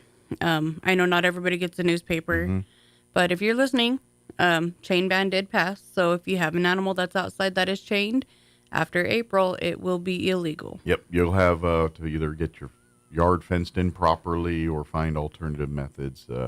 I know there's a couple different ones. They have the invisible fences and things like that. Those are still legal, but you can't just chain a dog up in the backyard anymore, which is a good thing. That's a good thing. It's I mean, I understand if you need for a minute to put a dog, while you're doing something, but you can't leave a dog out there all day. No, and so there are, obviously stipulations. If you have your animal tethered while you are mowing the yard so the animal does not get in the way. Obviously, that's a different situation. But if your animal lives outside and is on a chain, that is not going to be legal anymore. And to be honest, there's no benefit to that. If you're doing that, what's the point of having a pet? Right. Just because you like to pay for food and water. I mean, really, if you're not interacting with the pet, if you're not involving it as part of your family, then maybe you're not the family to be owning a pet. That's how it should be. Right. If you're not willing to make the dog as part of the family, let it in the house, or at least have indoor space for it to live, and you're not making it a part of the family. I mean, in actuality, it should live in your house, live with your family, and you take it out when it needs to go out, and you take it on walks, and that's what responsible pet owners do. Chaining it up for protection purposes or to know your neighbors or whatever reason you have, you're just creating a dog. And to be honest, you're deteriorating the mental health of that dog. You are, because the majority of animals or dogs that have to live on a chain that don't have human interaction revert back to a feral form. And then you all say, that dog's crazy. That's why I don't bring it in the house. It's like, that dog's crazy because you left it chained up all the time. That's why. And because you don't pay attention to it, you don't give it the adequate time it needs for energy release, brain stimulation. They're just like a child. You can't put a kid in a corner and expect it to not become some feral savage at some point in time. Let me sit you on a chain and have you sit out here all day and see how you act to that. Fling it some food here and there. Yeah. See if you're the most pleasant person to be hanging around with, or people gonna think you're crazy too. That's exactly what you're doing to the dog. And the city finally, put an ordinance in saying, you can no longer do that. This is inhumane, and it needs to be rectified. So I guess the county, it's still legal. There's, but in city limits, that is the rule. I'm not 100% sure what the county ordinances are. Yeah, I'm not sure if because they may already have something in place. I think they do. Okay. I think you're allowed to have them in a pen. They just can't be running free. Gotcha. Unless they're obviously in a fenced-in yard. All right. I know some people have certain feelings about electric fences and those kinds of things. My brother used one, and they didn't have any issues, because he lives out in a place where he lives on the water there, but it's in a neighborhood, but he doesn't live in a fenced-in yard. But so he lets the dog out, and it's got the thing, and once it knows its boundaries, none of that ever happens. And so when you do the invisible fences with the collars, when you're doing the setup of the fence, you also have to do a setup with the dog. Yeah. So you have the little display flags that show, and then you have your dog on a leash and you walk them by where the limit is. So that way they can feel the vibration that it's going to give first. And then if they cross it, that's when it gives the shock. But you teach them by the vibration not to go past that point. Sure. Yeah, you just don't want them turn them loose and then they go try to bolt through that thing, and then that's going to be a bad day for that dog. Well, it is. And also, if they bolt through and get out on the other side, they're going to realize they can do it every time. Yeah. You don't want to teach that lesson either. No. It's like you put up for this, and once you break free, you're free. So yeah. But, and there's different types of things. They have the ones with the collars. They have the ones without the collars. And then they have the roll fences. So if you have a dog that climbs, basically it's just a PVC bar that's ran at the top. So when they get up there and they're trying to get their footing, rolls, basically, right. Yeah. It just rolls them right off. So they're back down. Yeah. Might even work for cats for a minute. It actually does. It actually does. One of the big cat sanctuaries that takes in injured cats caught in traps and stuff out in the mountains. They have those no climb, but they have a larger PVC. I'm about to say those are probably slightly larger because we're dealing with tigers and mountain lions. Yeah, so they have the big cable for the cattle. Yeah. That runs through them, and then they have the big old 8-inch PVC, so that way they hit it and they can't go. But it's used on cats too. I ain't gonna lie. You want to put one up to see what the cats do? Well, the problem is we'd have to do it on both sides. No, I have a better idea. Yeah. Get a playpen. Yeah. Get PVCs and mount them to the top of the corner of the PVCs, and then just run some clothing wire through, and then run your PVC frame at the top, so you're making like a little extender. Yeah. And then let the cats jump out of the playpen, and they're That could be fun. Yeah, because if I did my back patio, I'd have to do both sides because we have the neighborhood cats, and they do come in, and then it might turn into a roach motel. They might get in, and then they can't get out. So I'm like, no, I better put it on both sides so they can't get in or out. Yeah, that's a. Well, we got they love to poop in there. That thing always gets plenty of fertilization. Yeah. It does. So yeah, just get a playpen and some PVC and some clothesline wire. Make an indoor. Oh look, it's a timeout zone for the kitties. Bad kitty timeout. That's right. Time for hairball remover. You don't want to get it, so you're going in the timeout box. Well, that'd be great in the middle of the night when the cat wants to walk right in front of you at half the pace you're trying to go, and you can't see them. So, like, you go to the playpen, so I could go to the bathroom. I have a dog that does that. I have two now. That will walk directly in front of you at like molasses speed, and you're trying to like walk around them. So I call them the widowmakers because they'll stop and just plop right in front of you.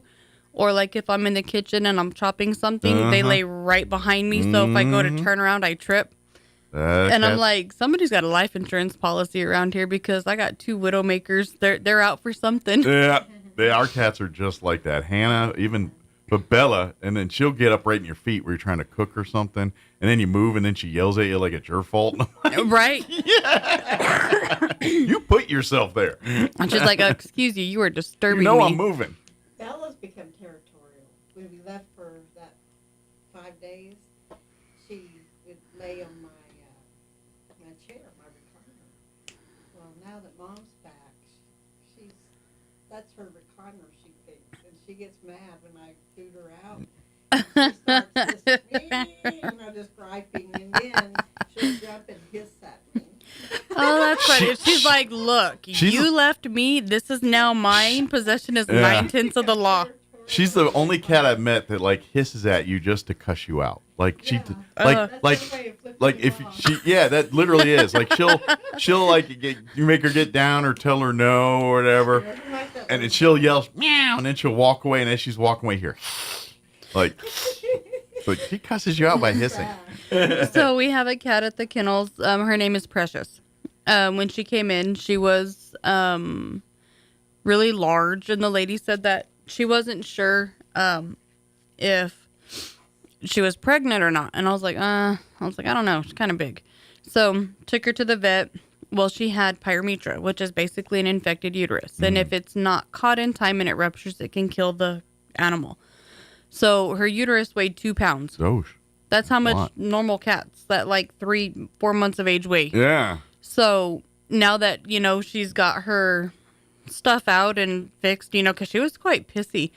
You'd walk by her kennel and she'd just be basically she's just throwing the middle finger up every time you walk by her kennel. Yeah, she's just in pain, probably, yeah. She's like, I'm not going to do it today, but you have a fresh bowl of food. And while she's eating, she's chewing you out. She's going, nom, nom, nom, nom, nom, while she's eating. And I'm like, really? I'm not taking your food away from you. Nobody's taking your food away from me. It's all yours. And she's nom, nom, nom, nom. Don't you think about it. But she has, she likes to hide and she likes to be covered. And it's really weird because I know cats like to hide, but she likes blankets. Ah. And so we got a blanket, one of the big, just like little lap throw blankets. And we put it in the kennel for her. Well, she goes in there, she curls up, and then she sticks one eye out the hole. So she's looking at you with one eye. Right. And I tell her, oh, my God, the blankie ate the kitty. And then she comes out, meow.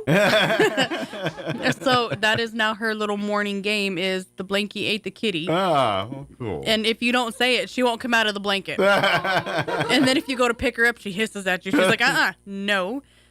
Blankie ate the kitty, and then I come out. Sounds like a character. She's hilarious, and she has 2 very, very beautiful, like light green eyes. Oh, cool. And I was like, I don't need a cat, but I like you. So please, someone give this cat a loving home. And she came in with another housemate, Princess, who's a tortoiseshell. Okay. And we all know how tortoiseshells are. They do.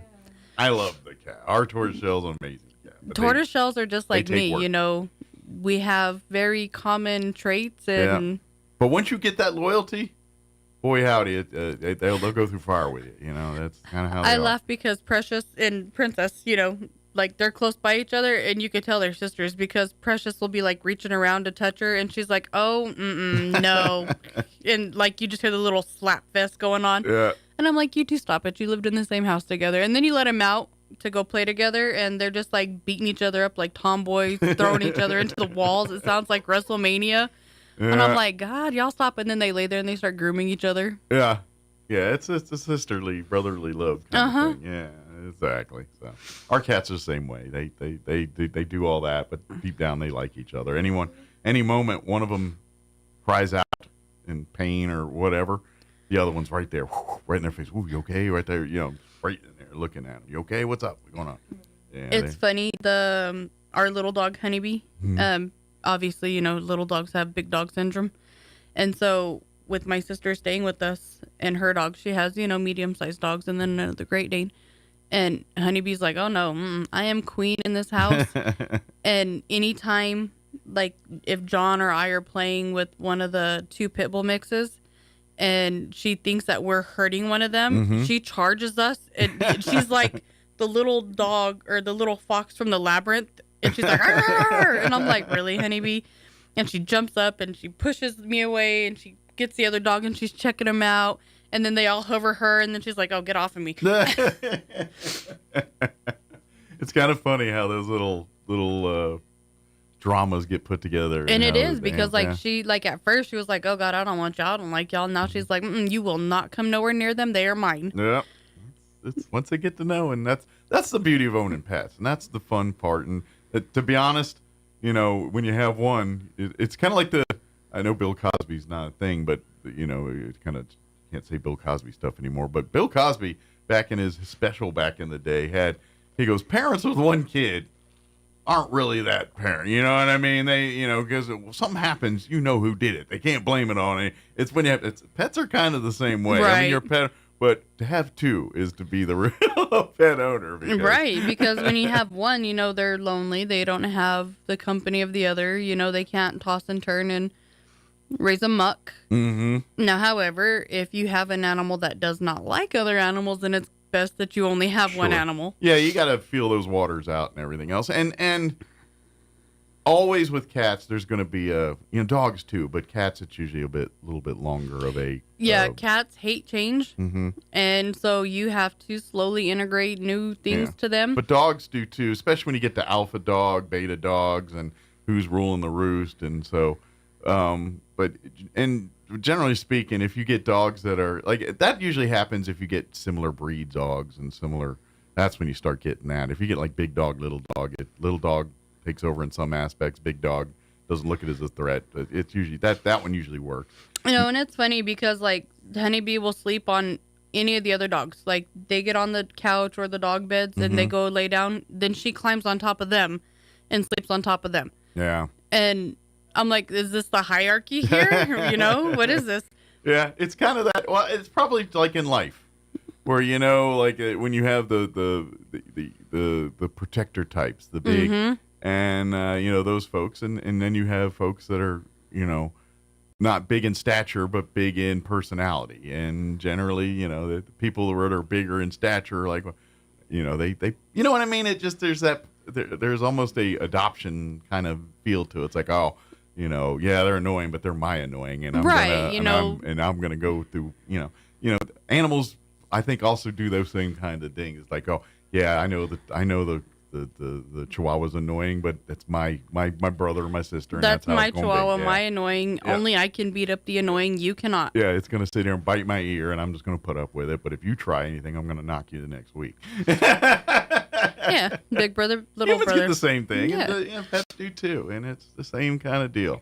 Cats as well, even though they don't show it as much, but they do that. And that's at the end of the day, that's what makes being a pet owner fun, and that's what makes that's the why fun stories. You know, not chaining your dog up in the backyard. That's why you don't do that. But you have these, that's you get those stories of just especially when you have the kids, and you know your kids get integrate into the family. You know, that's all the great stuff, because then you end up finding, especially with dogs, they're larger dogs.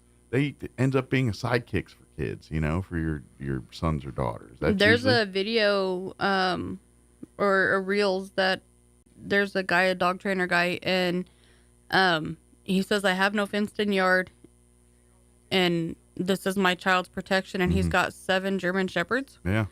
And I'm like, yeah, I ain't going nowhere near your yard. But she gets up and she walks, and they get up and they follow her, and they lay down, and one of them lays kind of like we're facing the driveway. Mm-hmm. And it's weird. They all lay in like opposite direction. It's like own little military clique. Right. They got their own little. Yeah, they're like, I got your 6, I got your 3. Right. And it's weird. And he goes, I trained them to protect her, even from me. Yeah. And he goes, so this is my daughter's protection. And she snaps her finger, and all of them get up and they stand in a line right beside her. And I was like, wow, that's really cool. And she walks, and they walk with her, and he's like, she knows how to command them, how to tell them what she needs. And if she feels she's in danger, she has a word to use that will put them into the next phase of protection. Yeah. And how you build that is through building the trust and love of those dogs. It's, even in like police and military, when they train these canines for these things, they're their partners. It's all in that love and bond and trust and building. I didn't know that Roswell had a canine unit for the dogs. Yeah, I was like, oh, wow. Yeah, they've got them in the county, too. I knew the county. I didn't know that the city did. Yeah, they start bringing them back in, and I think they're seeing good results from it and hoping to expand and bring more of that in. I know because of lawsuits and things. I think the dogs that they have now aren't tracking dogs. They're more for, like, drug sniffing and that kind of stuff. Not canines that are designed to be aggressive or, you know what I mean? They're not the ones that go after felons. They go out and look for lost people, look for drugs. They're not the ones that run the field. Yeah, get they over don't here, say, you're going to get bit. Yeah, see that guy who just robbed you? Go get him. I don't think they're trained to do that. I just saw canine on a police car, and I was like, what? I could be wrong, but I think they're I don't know. It's nice to know, Yeah. But yeah, I've always said for years, canines are amazing tools for our law enforcement. And obviously German Shepherds are a very popular breed to be doing and that. Malinois. Yeah. But those dogs, even when they train them to do that, it's trained in love. And when it's time to work and do the attack parts, there is. But it's all still built in this love and trust situation. Watching the videos of the big old dog bite suits, man, those suits look like they're like 100 pounds. Well, they gotta be, they gotta be. To be thick to protect, but man, I don't want to be the person inside the suit when that jaws is coming at me. A dog like a German Shepherd or a Pit Bull or something of that jaw is very, very strong. And those teeth are probably 4 times stronger than anything a human has. There are 2 cities, and I don't remember where they are, that their entire canine police force is pit bulls. Yeah. They're drugged, they're searched, they're rescued, I know certain you're going to get bit. I know certain breeds destined, or, they get these bad names, or they're kind of trained, but I don't care. I've seen the most friendliest dogs on the planet with pit bulls and Rottweilers and the aggressive breeds. And I'm more worried of a dachshund and a Chihuahua than I am a pit bull, Rottweiler. Some people should not be owning these animals. I agree. That's the problem. But if you raise it like a family dog, like you would your lab or I guarantee that dog is going to be the most docile, most protective, and most loyal and most fun dog. Because those are the dogs that will roll around and wrestle on the floor, know just exactly the play versus aggressive thing, and they'll do that with you. And then at the same moment, when your kid has somebody come up to them they don't like, that dog will put themselves right in between it and make sure nothing comes by your kid. Right. And that's what you build that with the love, the trust, making it a family member. Teaching it to be a attack killer dog and doing all the things to make it. You're not training Rambo. That's not what you're doing. You're training even if your dog's name is Rambo, that's not what you're training it to do. You're not training a Green Beret. You're training a dog, and you gotta get on its level to get it to understand what you want it to do. And by beating it or doing whatever aggressive things, to putting whatever things on it, you're sending very wrong signals. Yeah, you'll get it to be aggressive, but you're also going to be aggressive to everybody. And you won't be able to control it. Yep. One of the dog trainers, Jimmy Preston, he has a wonderful class. And he basically teaches, you how to communicate to your dog and you to understand what your dog is saying back. Mm-hmm. And I love this fact because it's just basic sit, down, stay, heel, walk, come, just basic commands, nothing wild, nothing crazy. And I know he has more intensive training classes. But a friend of mine, anytime she gets a new animal, every single one of her kids is present at that class, and they rotate turns of being the handler. So the kids are able to handle the dog, command the dog. Absolutely. And it also teaches the dog to understand the command regardless who's giving it. Right. Because that's sometimes a dog, goes loyal. And if you have one person doing all the commands and doing all the stuff, it will do all of that for that person and probably none of that for anybody else. And so when you get everybody involved doing the same message, same thing, then when the dog hears sit, it knows to sit regardless if you said it or someone else said it. Right. So if you need to do some training or you want some training advice, Jimmy Preston with J. Paul, you can find him on Facebook. He does classes. He does private sessions. Like I said, he has a variety of different things that he does do. But what I'm really mostly, so amazed with is the amount of people that go for just the basic training. So that way they can learn to communicate. Yeah. And you're taking training their kids. The owner as much as you are the dog. You are. Because there's a lot of things that, we don't realize that we do that sends a bad signal to them.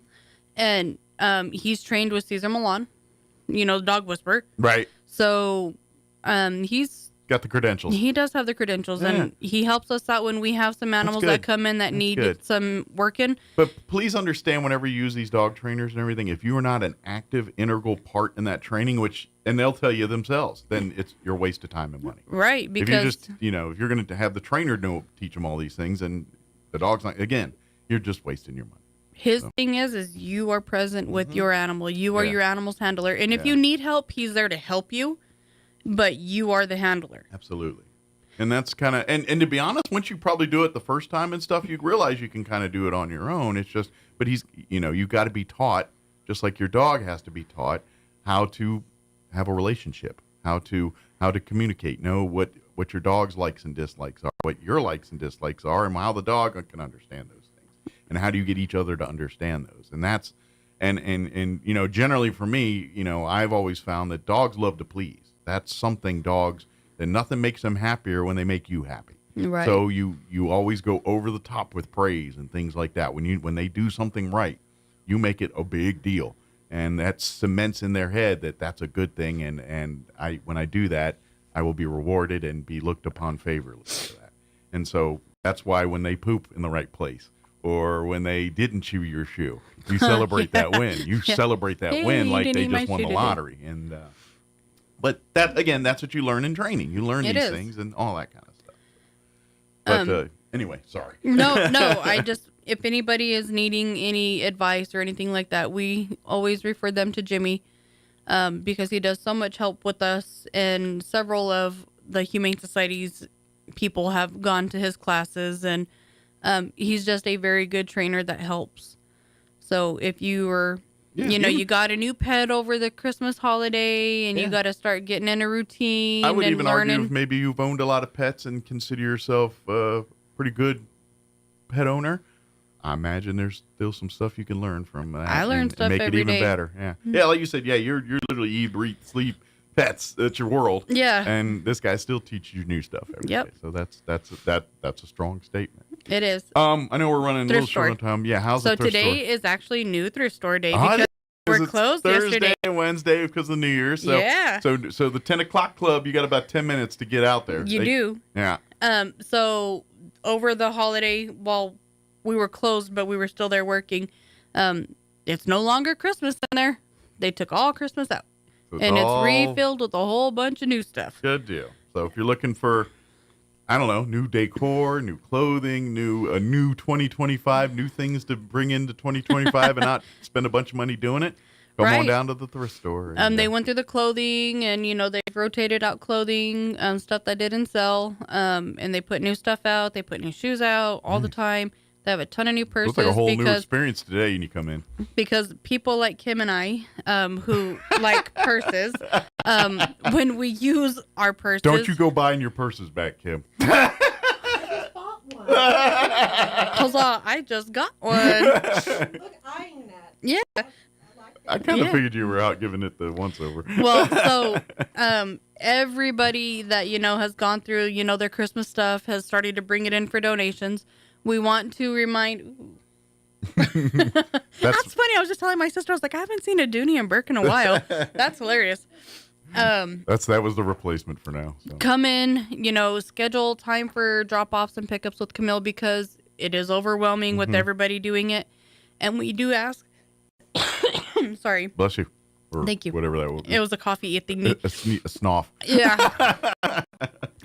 Don't after hours. We're still having looters coming and taking stuff. You're creating more work than I know. Your heart is good, but unfortunately other people's aren't, and it creates much more work. We spent last week cleaning the park because somebody came through and rummaged through stuff that was left out, and they scattered it through the entire park behind the shelter. And so we're asking, Which your neighbors love, I'm sure. Yeah. Please, if you've got donations, do it while we're open. Call ahead of time, say, hey, this is what I got. Can I bring it today? And especially if it's bigger stuff, furniture or things like that. They would love to have it, but they may say, can you hold on to it for a week? We'll even come get it, but we just don't have that's space what Camille is saying. I might not have room right now. Give me a day or so, and I will come pick it up from you. That way they can have the ample space, because we have to be able to have clear spaces for people with wheelchairs and walkers. You got to be ADA compliant and all that. Absolutely, we do, and so we can't pack it full of stuff and people not be able to walk through and it be a hazard. Some people would love that, but we gotta keep it. Gotta keep it. But thank you guys for considering the humane setting. All donations we do appreciate. But if you a little bit of patience, that would be that way your donation can be of max benefit to the humane society. Even me as an employee, they're always ask Camille, okay, I have stuff. Do you want me to bring it now or do you want me to wait? Sure. I even ask her, and that's why I always check with you when we have stuff. I'm like, hey, Crystal, can you use this or no? And you tell me. Yeah. So right after the holidays, obviously people, they got new stuff, they got new this, they got new that. Gonna be an influx. Yes. So just call ahead of time just to make sure that they have the room. And that being said, if you didn't get any of the stuff you asked for, come by the thrift store and do some shopping today. There's a whole bunch of new stuff up there, and you might want to check it out. And know that every dime that you spend in that thrift store goes back to those animals at the Humane Society, whether it's paying for vet bills or cleaning supplies or just maintenance to maintain the facility to keep everything going. Bless you. You're helping out that. So every donation you make, every purchase you make does help that. So if you're a reader, I always say go up there, go do your library book shopping, and when you're done, donate them back for someone else, and just keep a steady of buying books and donating books, and you're helping the Humane Society every time doing that. So. And if you're gonna donate books, I don't care if it's a cookbook, a regular book. If there's even one page missing out of that book, don't donate it. It's worthless. Yeah. It's like renting a movie and in 5 minutes the movie is missing. Right. I recently brought home a cookbook from there, trying some new recipes, and 15 pages out of the middle of the book were missing. I was like, what the? I just had an idea of you were doing the recipe, and then you flip over like, oh, don't know what to do next. The page is gone. No, like the entire, they ripped the entire thing out. So someone got that recipe in their little box. And it was all the good recipes too, because you flip through the back and you see what recipes are on what pages. Right. And I was like, man, Yeah, don't do that. So if you have, even if it's missing a single page, I don't care. Just don't. Yeah. If it's not complete, don't donate it. Yeah, no one's gonna want that either. So. But if you'd love to shop, come on down, shop, get your stuff. Like I said, it's new day today. It is. Today's new day stuff. And come on down. And of course, pets, come on down and take a look there. The shelters are open. All pets that are available for adoption are out and available here. You can always go to the website, roswellhumane.org. You can see every pet that's calling the Humane Society home right now. If you do see a not available next to it, it's because they're in quarantine because of weight or waiting shots or something like that. Our website is broken. Oh, is it down right now? All right. That's the easiest way to put it. It's broken. All right, so keep checking back. So our website provider is doing a update to how their web builders work. Gotcha. And so our website was created with them years ago. So it's got to be. So we have to rebuild our website on the new platform. Okay. So that might take a minute. So it's going to be just a bit. All right. So our website is not up to date. But that way, stay abreast on the Facebook page. Mm-hmm. Yes. They'll be updating photos and things there. So go like there and do you some can window still shopping. like click on it and go to like the memberships and stuff like that. Okay. It's just we can't update the dogs and cats. Gotcha. We can't remove anything and we can't take anything off. So do your window shopping Or put anything on. Facebook here for pets right now. It's probably the Yeah. best way. Or better yet, just come on down to the shelter and take a walk through the kennels and see what comes and strikes your fancy. So, good deal. Did we get it all? I think we did. Give the phone numbers for the shelter and for the The kennels is 622-8950 and the thrift store is 623-9210. And you got 4 minutes till the doors open for Counting New Stuff down. Day. So get out there. Yes. Well, Crystal, as always, thank you very much. Happy New Year. Thank you. Yes, Happy New Year. We will see you here in a few weeks and get to healthy. Yeah. I'm going to try to do the same thing. Take my own advice here. So. All right, I took my vitamin C already. That's right. Take my vitamin pills. All right. For Pecos Valley News Update, I'm Jared Cirillo. Roswell City Councilor Matthew Chappell of Ward 3 has resigned from the council after taking a new job good in morning. It Albuquerque is 23 as the minutes. general manager of the Federal Aviation Administration's Air Route Traffic Control Center. That center manages the airspace in this region of the country. Chappell submitted his resignation as a Roswell City Councilor December 31st. It was effective immediately. He had earlier informed city administrators and the council of his upcoming departure after accepting the new job. The Roswell Disaster Recovery Center, operated by the state of New Mexico and FEMA, will return to a 5 p.m. closing time on Saturday. The DRC at the Roswell Mall, right next to Bath and Body Works in Roswell. DRC hours are now 10 a.m. to 7 on weekdays and 10 to 5 on Saturdays. The office is closed on Sundays. You're up to date. I'm Jared Cirillo. It's time for the Chaves County Sports Report. We've got some girls basketball scores for you from over the weekend. Well, more precisely, the Roswell Coyotes girls basketball team, because they were the only ones playing. But they did play a lot. The Coyotes first took care of business, winning at Organ Mountain on Friday night by a score of 65-48. And then they stayed in the area in Las Cruces, and on Saturday took on Centennial, and it was a squeaker. The Coyotes won by a score of 43-42, and Roswell's now 11-2 on the season. Next up for the Coyotes will be the Goddard Rockets, who've been waited out the weekend, didn't play. Goddard and Roswell tomorrow in Roswell at the Roswell High Gym starting at 5:30.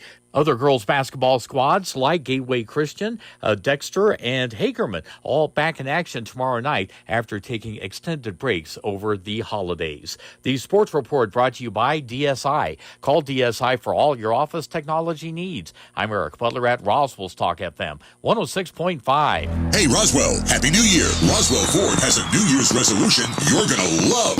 We resolved to sell more new Fords in 2025, so we're going to make it super fun, super fast, and super easy.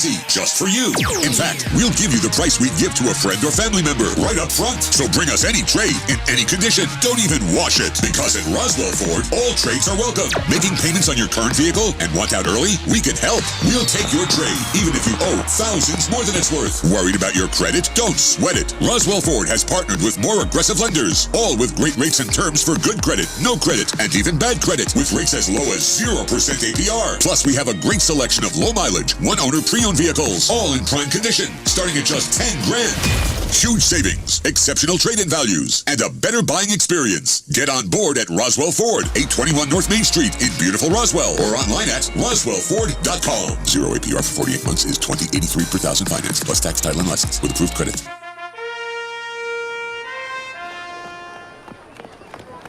You there! What are these? My glasses, Your Highness. They're incredible. Who made these? The eyesight in Roswell. Or was it Hobbs? Or maybe Carlsbad. So well crafted and stylish.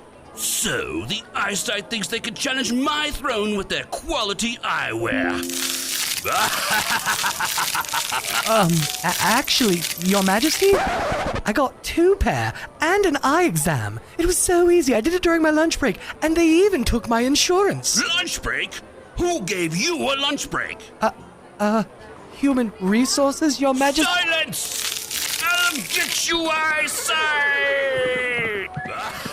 The Eyesight, now accepting new patients 5 and up in Roswell, Hobbs, and Carlsbad. 3 locations? Clearly the best in sight. Clyde Lewis and Ground Zero is now in Roswell on 106.5 FM, KEND Roswell. News this hour from townhall.com. I'm Rich Thomason. Parts of the country seeing the heaviest snowfall in a decade. A fierce winter storm continues to impact tens of millions of Americans. It's a pretty large area. It's probably encompassing about 1,500 miles all the way from Kansas to the East Coast. Bob Orebeck at the National Weather Service, Washington, D.C. could get up to a foot of snow. And there is a snow emergency in effect, but that will not stop Congress from certifying the results of the 2024 presidential election. January 6th is the date required by constitutional law, with today's session tasked to certify the 2024 election results for President-elect Donald Trump and Vice President-elect J.D. Vance. Tight security is in place to avert a repeat of the breach which took place at the U.S. Capitol building 4 years ago. Today's schedule calls for the gavel to sound at 1 o'clock Eastern Time, with Vice President Kamala Harris presiding over a joint session of Congress. George Williams reporting. President Biden's newly signed ban on offshore energy exploration will not stand for long. So says President-elect Trump. Acting in the 11th hour of his administration, President Biden is banning oil and gas drilling in more than 625 million acres of federal waters. He said the drilling could cause irreversible damage and argued that it's unnecessary to meet our nation's energy needs. But Trump told the Salem radio network he will reverse the ban. It's ridiculous. I'll unban it immediately. He said oil and gas resources are America's greatest economic asset. Greg Clugston, Washington. Canadian Prime Minister Justin Trudeau holding a news conference in Ottawa. He is expected to announce his resignation. Nippon Steel and U.S. Steel fighting for their proposed union. They filed suit after President Biden blocked Nippon's proposed purchase of Pennsylvania-based U.S. Steel. Stocks sharply higher this morning on Wall Street. More on these stories at townhall.com. Everybody wants cheap airfare, but where do you find it? You call low-cost airlines. Their prices are direct from the airlines, and they're so low you can't find these fares published anywhere. They specialize in cheap flights, discount hotel rooms, cheap car rental rates, and great package deals anywhere around the world. Wherever you want to go, they can help you get there cheaply and with a best price guarantee. If you want the lowest prices on your airline tickets or other travel services, call now. That's right, call. That's the only way to get these rates. Experts are standing by 24/7 to get you the cheapest airfare and hotel rates available. So don't wait. Call right now for the lowest travel prices anywhere and for great last-minute travel deals too. Call 866-755-5300. That's 866-755-5300. Again, that's 866-755-5300. Call us right now.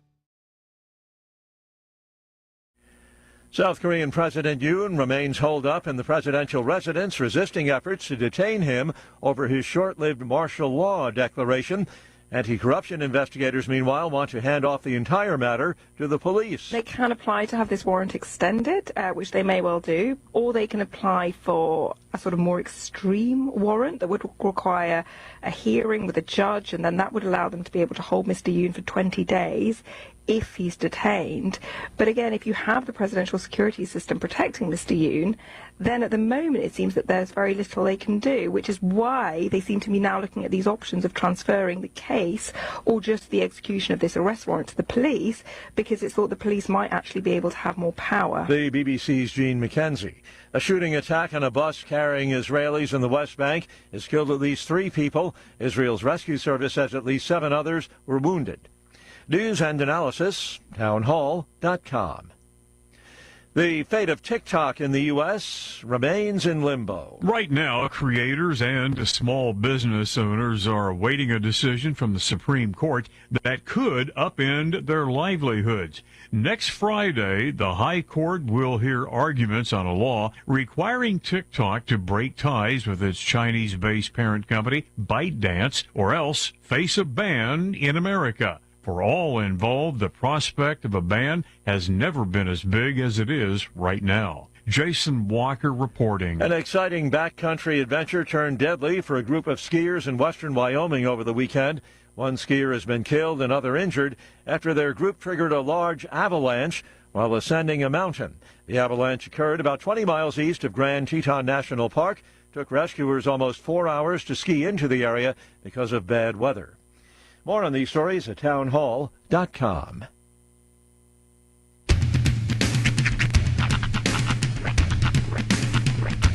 What in the wide, wide world of sports is going on here?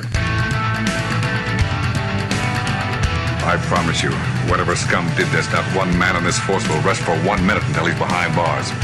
Now let's grab a bite to eat. Yeah, come on. I feel the hot wind on my shoulder and the touch of a world that is older.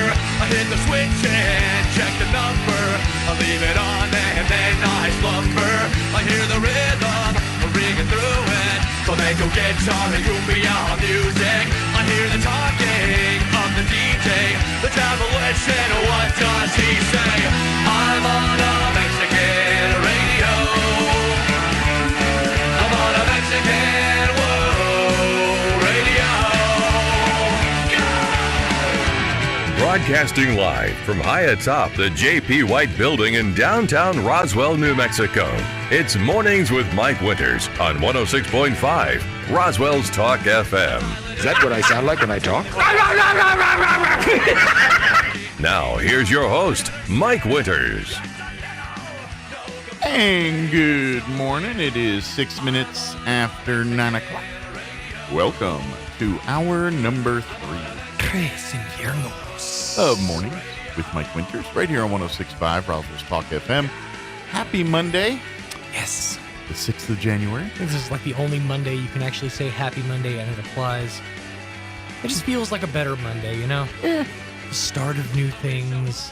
Although I like those Monday holiday Happy Mondays. Yeah, those are nice too. You know, your Labor Days, Memorial Days. Yeah. I got to get back into my my normal sleep and wake up schedule. I made a mistake this weekend and allowed myself to sleep in. Like late. Yeah. I'm talking like 8:30 late. Yeah. On Saturday, it was like, I woke up at 7:30, which is still late, but that's not as late on Sunday. But it's just, my sleep schedule's all messed up. I woke up this morning at 5:59, which, with what I have to, scramble around to get the kids up and ready and out the door. Not a lot of time. I'm gonna have enough time to grab an English muffin. But yeah, I just got to get back into the swing of things. Yeah. Now that it's a regular schedule, kids will be back in school tomorrow. So, but the routine starts today. Yeah, which is a good day. I mean, it's nice to have that Monday, off for the kids to kind of like, okay, we're gonna stage everything. It's a good staging moment. You can, okay, here's the clothes, here's lunches, we're ready to go. It's a conveyor belt. It almost never happens any other time. But for now, let's embrace it and let's get everything ready tonight. That's right. I'm speaking to myself. Sean, get everything ready tonight. So tomorrow's easier. God, I never do that. I mean, I try so hard, but I never am able to get it all together before bedtime. Yeah. Well, there's no wrestling tonight, so maybe that'll... Yes, there is. Oh, there is? Oh, tonight is the premiere of Raw on Netflix. Oh. The other reason I got Netflix was because of WWE bringing Raw over to Netflix. So, yeah, and tonight they're basically front-loading this show to be like a pay-per-view, essentially. Okay, so it's a big deal. Everybody and their mom is going to be there, like Hulk What Hogan. time does that start?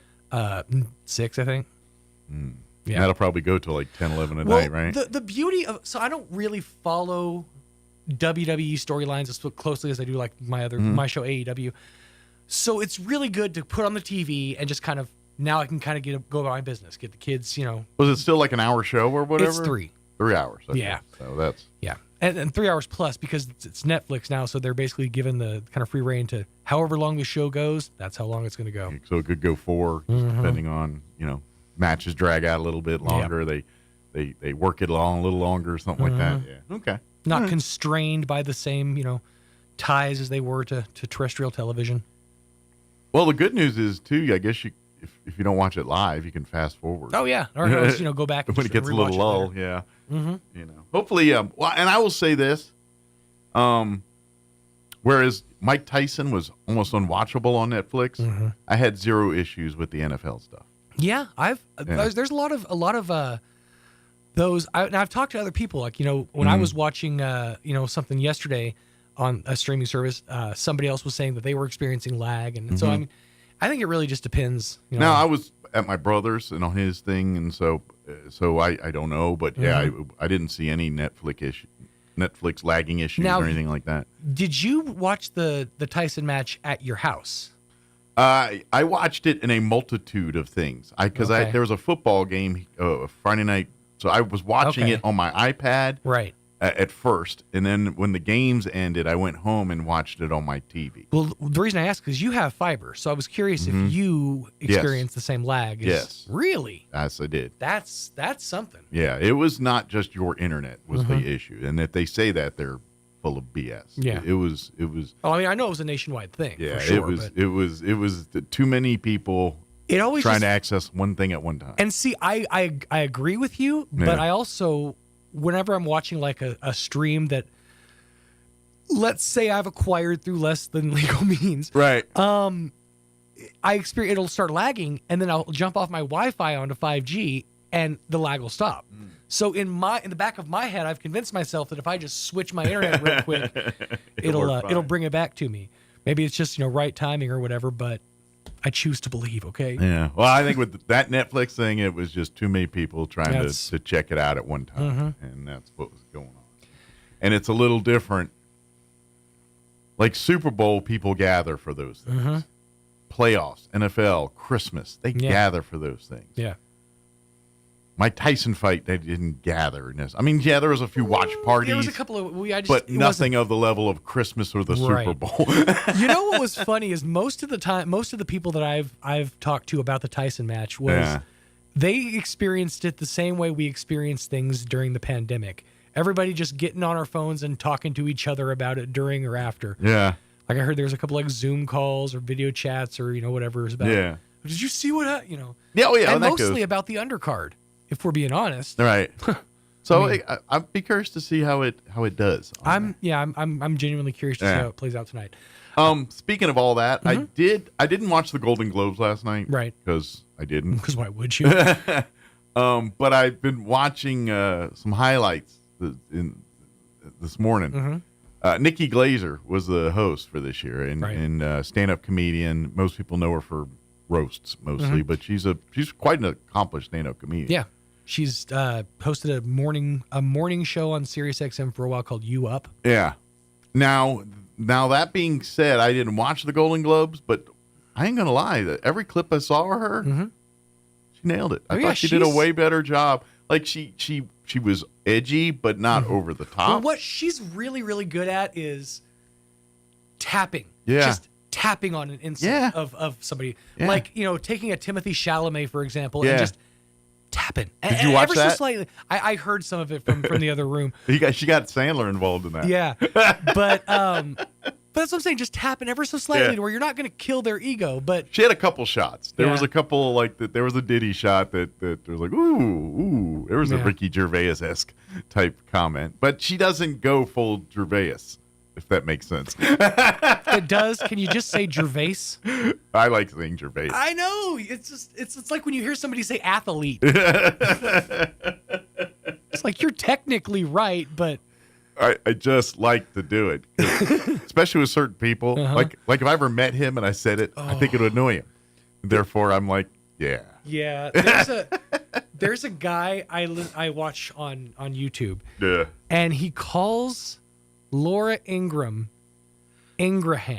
And it drives me nuts. I get the comments. I'm like, dude, I love what you're saying, but for God's sake, stop saying it this way. Well, and here's what. Blame the media, because when I started, this guy has showed up on my radar. They kept calling him Ricky Gervais. That's how they kept saying it. That's how they said his name. Now, if he's since I'm sure that's right. It's honestly. Gervais or whatever he calls himself. I don't know. Right. But all I'm saying, this is Max von Sydow all over again. Well, and I'll be honest with you. Nate Bargatze has a great bit about this because he's like, honestly, I don't even know how to say it anymore, man. He's like, I've heard it 16 different ways, and technically, the way we pronounce it as a family isn't even the right way that it's pronounced. But you just develop it over time. Now I'm too old to change. Right, exactly. He's Ricky Gervais. He's Ricky Gervais. From now, fair until all the time. But that being said, I thought Nikki Glaser did a good. She did. She did a good job. I thought it was funny. I've always seen it. I saw the opening monologue, and then I saw a bit where she started to do like the mashup songs of how like now it's like a whole thing to do blockbuster. The Barbie and Oppenheimer and Gladiator and Wicked and all that. They're trying to combine these movies. Did you? So we had Barbenheimer was Barbie and Oppenheimer. Yeah. Did you hear what they were trying to do with Gladiator 2 and Wicked? I did, but I don't remember what it was. Glicked. Glicked? It just makes me want to throw up in my mouth. Glicked. Only if you get Martin Short to do Jiminy Glick. Exactly. That's how I'll buy that. But she was there last night. That was funny enough. Martin Short's here because there's cameras. But she did a bit where they were doing and she stopped it like in the middle. It was, of course, planned, but where she's dressed up kind of like the Pope, but doing Wicked and kind of doing it's popular, and then she's like, "What? Oh, this is stupid. We should stop." All right. Way to be self-aware. Golden Globes. I'm embarrassing myself in front of Elton John. What are you saying? She does the whole thing. It's pretty good. Fantastic. So I know I don't normally watch it. Now I'm like, I think I might check out some more clips from that because it sounds like she did right. So way better than Jimmy Kimmel. Worthwhile. Yeah. That's these mine. I'm not a Kimmel fan. He's a hack. I love Kimmel. I mean, personally, I think he's a hypocritical hack. Stances aside or whatever. I think that his delivery is on like for his monologues and stuff on point delivery wise. And I love Guillermo. Yeah, his I like that Mexican he tries to be funny. I just think that he is so up celebrities' butts that he will compromise his own morals to say so. Sure. And that's why But who in late night wouldn't? I mean, you look at Fallon. Nikki Glaser and Ricky Gervais. I would argue neither one of them would do that. It gets under my skin, man. Ooh. So I said it. I know that's why you said it. But I don't think they do it. It's like it reminds me of when Maya Rudolph, when she was doing her run as Kamala on SNL, she only said Joe Biden's name is Joe Biden. And so that's how every time I hear Joe Biden since then I say Joe Biden. It's Spider-Man all over again. Spider-Man. Thank you, Joe Biden. By the way, I'm very happy about this, even though we're not in Easter or Lenten or anything like that. But over the weekend, Arby's has a fish sandwich right now. They brought it back early. Nice. And I had me a fish sandwich. I'm like, yes, fish sandwich season's starting soon. Success kid. It's like it's a bit early, but I'm okay with fish sandwich season. Absolutely. I mean, Sonic will get their fish sandwich. Wendy will get their fish sandwich. They all start pulling out their fish. Whataburger pulls out their fish sandwich. Everybody goes a little overboard, pardon the pun. I can go to other places other than McDonald's and get a fish sandwich. That's right. I would say Arby's does the best job with it. I mean, it's a good fish sandwich. In former years, I don't know if they're doing it this year, but last year, the year with before, the Hawaiian bun, they had the different versions of it. Yeah. They still do. Nice. I got the Hawaiian bun one. Nice. Yep. Sorry, filet of fish. It's time for you to take a back seat. I love the fish season. Fish sandwich season. Here in New Mexico, where you know it's fresh. Y'all get excited about pumpkin spice season, fish sandwich season. That's my. This is my time to shine, brother. It's fish sandwich season. Right. All right, let me give you the rundown for this hour of the show. We're going to get you up to date with all the weather and all that here in just a bit. Spoiler, it's cold this week. Yeah. We're going to play our interview we had with Ellie Rodriguez from Lone Depot last month. He just talking housing stuff, kind of a generic interview. So we'll play that for you here in just a bit. Later in the hour, we'll do all the other stuff and whatever else we can come up with for today's show. I think I'm ordering a fish sandwich for lunch right now. It sounds delightful, actually. Well, I don't know about the others, but Arby's has theirs out. Well, that's where I'm going. What was their old slogan? I'm thinking Arby's. Now, They had the little cowboy hat over their head. if y'all want to keep me happy all the time at Arby's, potato cakes all the time. That's right. Don't McRib the potato cakes on me. No, you know what they did? They nacho fried them. They've become the. Oh, by the way. Yeah. We have it on good authority Uh-huh.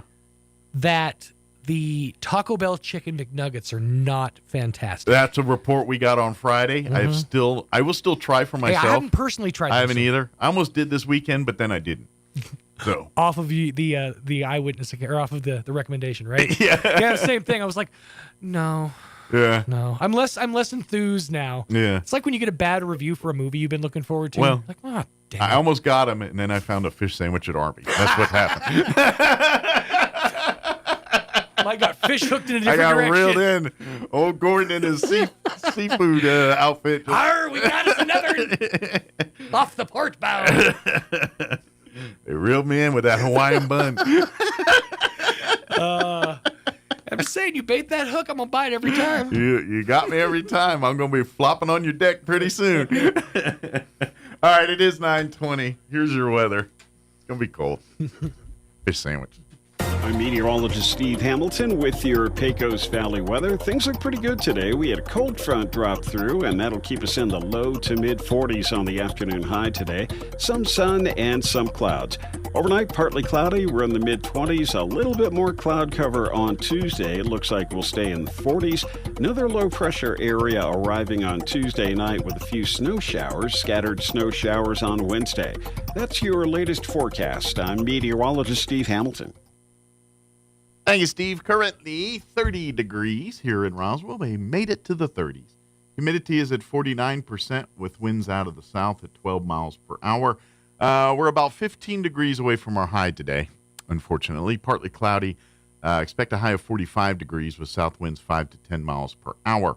Tonight, mostly cloudy. Overnight low of 22. Don't be like that all week. That's why reach out to the Roswell Food Not Bombs if you can help out. Sleeping bags, coats, any of that. They could really use your help right now, especially with these temperatures overnight. And it's going to be like this all week. So it's 22 tonight. South winds 5 to 10. Tomorrow, partly cloudy for Tuesday. Highs expected to reach 39 with east winds 5 to 10 miles per hour. We're looking at a 30% chance at snow showers starting Tuesday night, tomorrow night. Cloudy, overnight low of 20. Northeast winds 5 to 15 miles per hour. Wednesday, we're looking at a 40% chance of snow. Cloudy skies right at freezing, 32 for a high on Wednesday. Northeast winds 5 to 10 miles per hour. Wednesday night, we're looking at a 20% chance of snow. Mostly cloudy with an overnight low of 19. Yeah, we're getting into the teens Wednesday night. Thursday, we're looking at a 50% chance of snow, partly cloudy, 35 for a high. Thursday night, we're looking at a 30% chance of snow, mostly cloudy, and 22 for an overnight low. Friday, we warm up to 41 under mostly sunny skies. No talk of snow. Friday night, 18 for an overnight low under mostly clear skies. Saturday, we warm up to 50. And then 26 for an overnight low Saturday night, and then back around 46 for a high on Sunday. So it's going to be cold all week. Our high is 45 is a warmer day. That's what I'm saying. So if you can help out, Roswell Food Not Bombs, they could really use your help this week. All right, 9:23, we're going to take a 2-minute break, and then we're going to play our interview with Elliot Rodriguez. Don't go away. Artesia General Hospital's Rehabilitation Center is here to help you recover and get back to the activities you love. Rehabilitation services include physical, occupational, and speech therapy, all led by experienced, licensed therapists. From symptom management to patient education, customized home exercise programs, and family support, Artesia General Hospital's integrated approach to rehabilitation is designed to facilitate your best possible recovery so you can get back to work, back to play, play, and back to life. Learn more at artesiageneral.com/rehab or by calling 575-736-8174.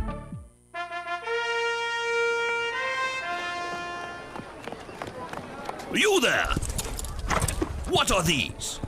My glasses, Your Highness. They're incredible. Who made these? The eyesight in Roswell. Or was it Hobbs? Or maybe Carlsbad. So well crafted and stylish. So the eyesight thinks they could challenge my throne with their quality eyewear. Actually, Your Majesty, I got 2 pair and an eye exam. It was so easy. I did it during my lunch break, and they even took my insurance. Lunch break?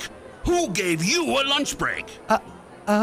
Human resources, Your Majesty. Silence! I'll get you eyesight! The Eyesight, now accepting new patients 5 and up in Roswell, Hobbs, and Carlsbad. 3 locations? Clearly the best in sight. Are you ready to succeed? At ENMU Roswell, they cater to your educational needs. Their dedicated facilities and faculties provide you with an exceptional learning experience. From academic programs to behavioral sciences, business, health education, or technical education, ENMU Roswell offers a wide variety of certifications and degree programs designed to take your education and experience to the next level. Register now on campus or online at roswell.enmu.edu. Eastern New Mexico University, Roswell. Success starts here. Here's a Mornings with Mike Winters fun fact. Men are 6 times more likely to be struck by lightning than women. That's because men are 6 times more likely to wear a tinfoil hat in a thunderstorm. Here's Mike Winters. Joining us, and good morning. It is 23 minutes after 9 o'clock, and joining us in the studio this morning from Lone Depot, Elliot Rodriguez back with us. Good morning. Good morning, Roswell. Happy Merry Christmas. Yeah, Merry Christmas to all. Yeah, how? And Happy New Year. Are you? You got any family in town, or are you just gonna just? The wife and I, we're gonna relax this time. Have a nice, no quiet traveling, Christmas. no nothing. You know, nice family Christmas with the wife. Mm-hmm. Very good. She said, I got a list to do things at home. Oh, she got a honey-do list. Oh, heck yeah. What's the dinner deal? Like, do you have a traditional Christmas dinner, or do you do a certain? Do you know, she said something about doing, oh my God, the ones with the chips and hamburger meat. What's it called? Like a. And she just told me yesterday too. Like a not nachos. No, not nachos. The little chip, the corn chips. It's gonna come into me in a minute. Yeah, so. I think I know what you're talking about, but yeah. Frito pie. Frito pie? It's a Frito pie with the Fritos and the. Oh, I can't even remember now, dude. She's gonna be mad at me. It's like you can't even remember something I tell you yesterday. I got a lot of things in my head. That's probably why. Yeah. That will haunt you. I guarantee it. But it sounds like you're just a quiet Christmas. Frito pie. Frito pie. There you go. I know it will come back to me. No, staying here in Roswell, not traveling this time or nothing. So. Oh, good. But good news, I guess, if you're trying to button up a deal or whatever, need to get that we can still get you the in. finances, those finances procured for your home.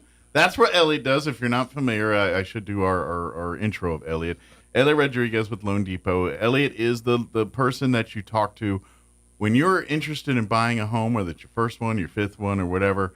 Elliot's the guy you talk to first to see exactly how much of a home you qualify for. Correct. And so if you're so you need to talk to Elliot first before you talk to any real estate agent, because the real estate agent, you go in there and you're like, you want a home? I like this one. I like, that's a $400,000 home. And then you go talk to Elliot and you're only qualified for half that. And then that's a problem. So then you talk to Elliot. Now, okay, look, I got you $200,000, let your real estate agent go work, say, hey, this is the numbers, and let them go work for you. Yeah, you could go out there and lock and load and know what you can afford. Absolutely. And it's very important, folks, because let's be honest, as much as I need those real estate agents to help us, if you go out there and make them run all over the place and you're not qualified, it's the two things that you do lose. You get discouraged, and then you're losing your agent because you're making them spend their time and they're not able to do nothing for you. And they your agents, they will go through the nth degree. A lot of your your loan folks will do too but time is money for these folks, and if they're closing. And a real estate agent, generally, especially the ones that are, making big bucks, they probably got 3 or 4 deals going on right now, and it's all, they don't. If you're going to waste that time, they are going to move on to things that are more beneficial to their bottom line. I was looking at it this way. I mean, I feel bad for agents sometimes because they really, people go jumping back and forth, and the poor people start showing houses. Now things are changing because they have to do a real estate contract from now on. So rules have changed. In that way, customers don't jump all over the place. The problem with jumping all over the place and what I mean, folks, is going from one agent to another. You got that person that shows you 5 houses, and then you jump into somebody else that maybe show you 1, and that other person that invested in you, literally, is basically left behind. Which is not fair. You know what I mean? Well, and at the end of the day, what if you end up buying something that first agent was the one who really introduced you to, showed you exactly. to, and now they're not getting what their earned commission should be on that. In a sense, it's fair. Yeah. I mean, folks out there that are listening, it's like if you were to go to work and your boss push you to do different things, and you're not getting paid the hours that you were getting paid, that you were working on those things. I mean, thinking about it that way, because those poor, guys and ladies that are there trying to do these things for you guys. You want to be compensated for your work?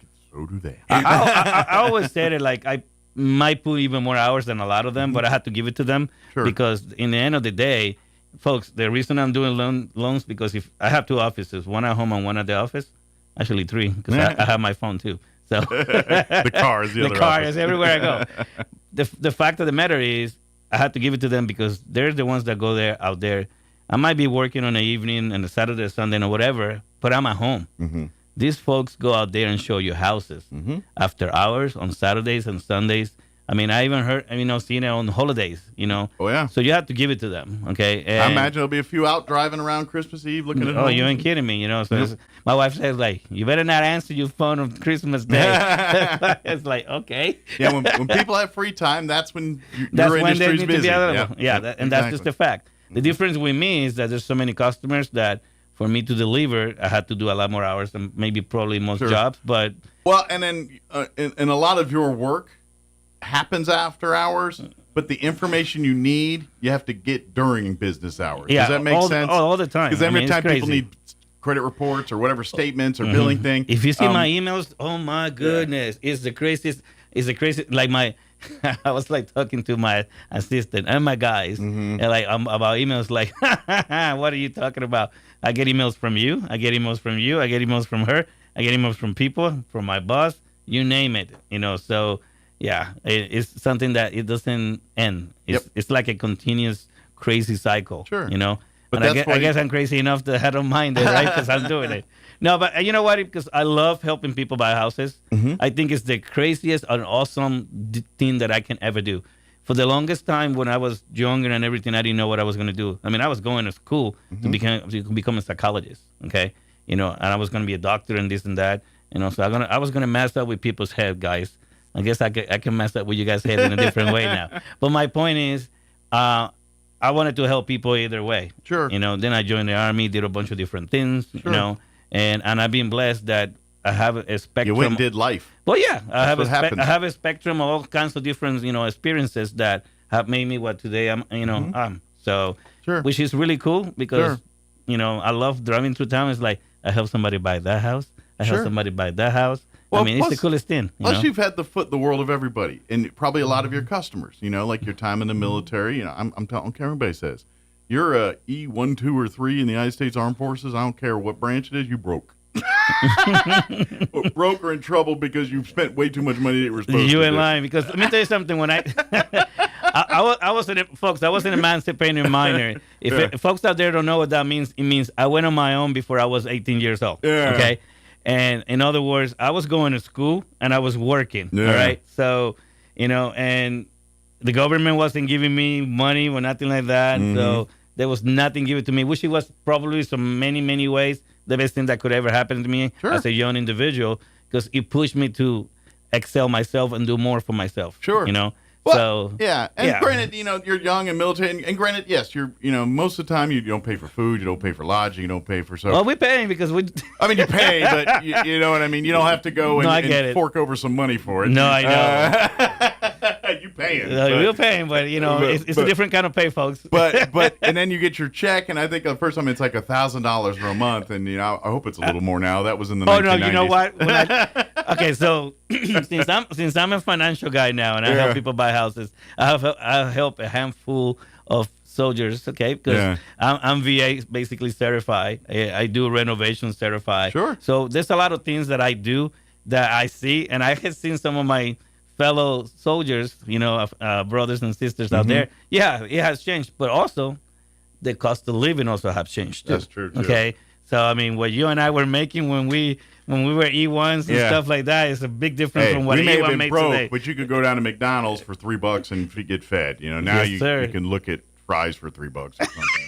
Right? It's like it's no more like it used to be. This is true. These are true statements. Where's the dollar menu? There's no dollar menu almost anymore. Yeah, but no, exactly. No, I mean the part that is being awesome. God had given me this opportunity to help a lot of people. So it's been such a interesting and fabulous, crazy. I mean, I could come up with all the words that I can come up with. Experience, folks. Mm-hmm. If you're looking for somebody to help you buy a house, I'm going to say just out loud, just the way I say it, come to me. I will take care of you. Sure. I look at people not as a number, but as a person, okay? And I want to help everybody that I can help. I don't care how big or small the loan is. If I can help you, I will help you. My staff, I'm preaching that to them, and they're living the same thing. So I'm working on the next generation that is happening right now. And it's coming, like you said, a statement there, and this is where I think maybe ponies, like you said, you look at the people, not the numbers. Mm-hmm. And this is where you're that Sherpa, because the system of which you have to work and operate in looks at the number, not the people. I know, and that's tough. Dude. And so you're able to match the people to the number. And if you can't get the numbers to match the people, then you work with them. And you say, all right, I can't do this. Come see me in 3 months or 6 months. We do this, this, and this, and now the numbers match what we're trying to do. So in my business, there's no guarantees, of course, okay? But one guarantee I can give you to each of any person that comes to me, I will give you my word that me and my staff will do everything in our power to take care of you and get you a home. Sure. Can I get you a home today? Can I get you a home tomorrow? Or can I get you a home next week or next year? I will get you a home. You follow my lead. You do what I ask you to do. As long as I'm not breaking the law, doing something crazy, okay? You never have to worry about it, okay? Because I will give you my word, and that is a guarantee from me that if you do what I ask you, depending on the time, I will promise you that you will get your home. Sure.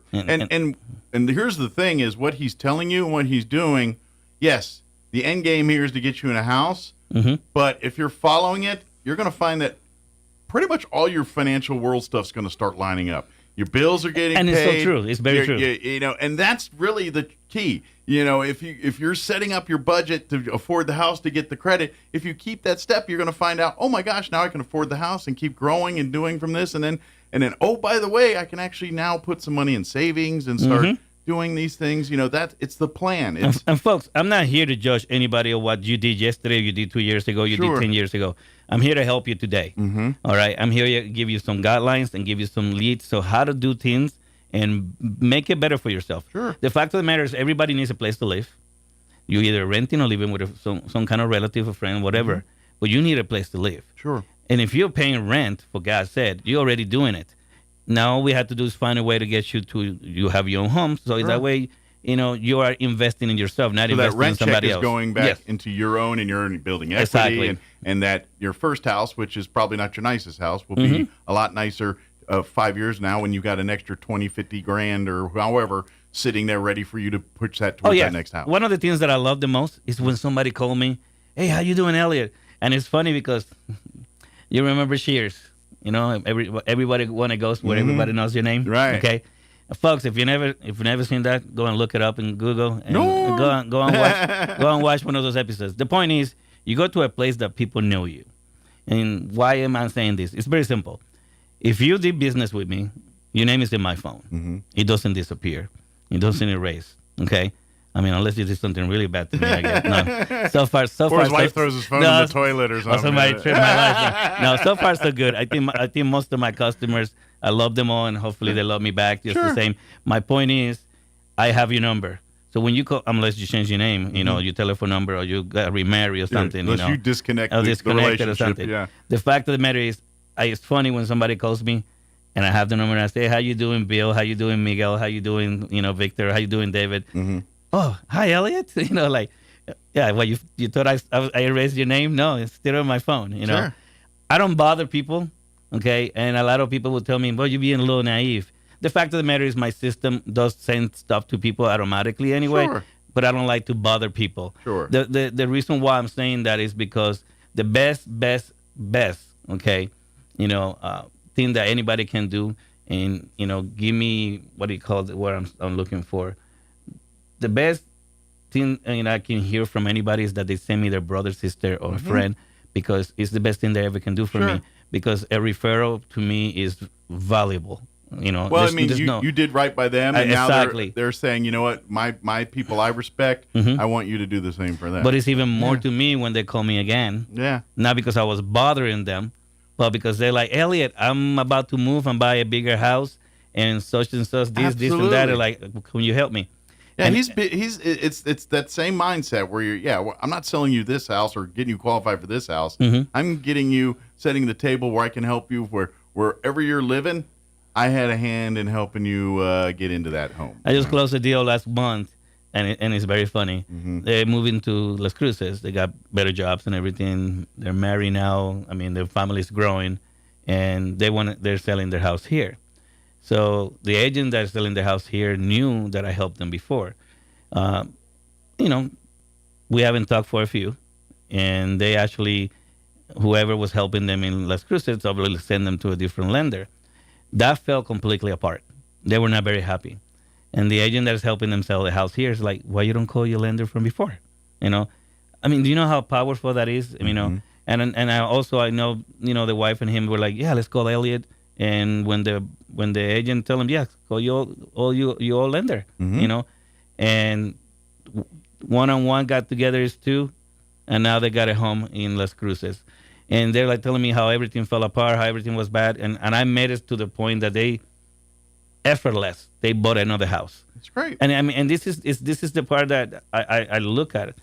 I don't know what's happening in the market as far as my competitors, but the only thing I can say is when you deal with people and you care about what you do, it's not a task that is hard. Okay? And folks, don't think I'm not saying my job is not easy. It's easy. It's not easy at all. It's very, very difficult.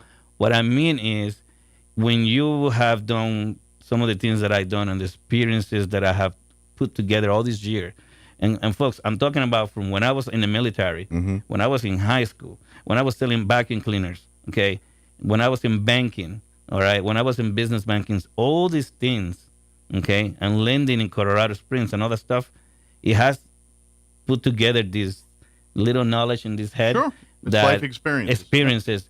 You cannot teach that. This happens little by little. God makes people who they are. Okay, God give us all the experiences, all these things that happen in life to make us who we are. Do we choose to be the best we can be, and do we raise up to the top to try to become better? That's everybody's question and everybody's answers to themselves. Absolutely. My goal is to be the lender of choice, and my team be the lender of choice to take care of everybody in the whole state of New Mexico. Well, obviously, I'm here, folks, so I'm yours. I'm from Roswell, so, hey, here's where I am. I drink the water, so. Yeah. And I go anyway. But we do value everything that we do for our customers because in the end of the day, folks, the doors are open because of you. Absolutely. The door's not open because Elliot sounds good and Elliot likes to pay the bills. It doesn't work that way. It's because of you guys, and you guys make us be who we are at the same time. And I love doing that every single day. I know we went through really hard times, especially the past few months behind with the floods and everything. And I want to bring that up to the table for a second because a lot of people out there still need help. I didn't went on saying anything about 203Ks, renovation loans because I didn't want to sound like I was some kind of person, like something bad happened, so now you wanted to take advantage of it. But the people that are out there that still need help, okay, we can do what is called a 203K renovation refi, and we can help you fix your house and bring it back to normal. Okay, folks. So don't call me, and I'll tell you all about it. We also have a 203K disaster, program as well. that helps you and give you more benefits as well too. And that goes from not only owning a home. If you were living and renting a place and and nobody has been able to help you and you're still struggling, we have that program to help you go and purchase a home, okay? A lot easier, than when you were doing it as a normal loan. Excellent. Okay? So there's a lot an opportunity there. Yeah, there's a lot of things, and I haven't put it out there like I wanted to at first because I wanted to, people know that we can do the 203Ks, but I figured let's end the year because I know a lot of people still need help, and I wanted to bring it to everybody's attention. It's called 203K, all right? And it's an FHA approach, and folks, you can fix your home. You could literally turn down your house from the bottom up to and rebuild the whole entire house if you need to. Okay.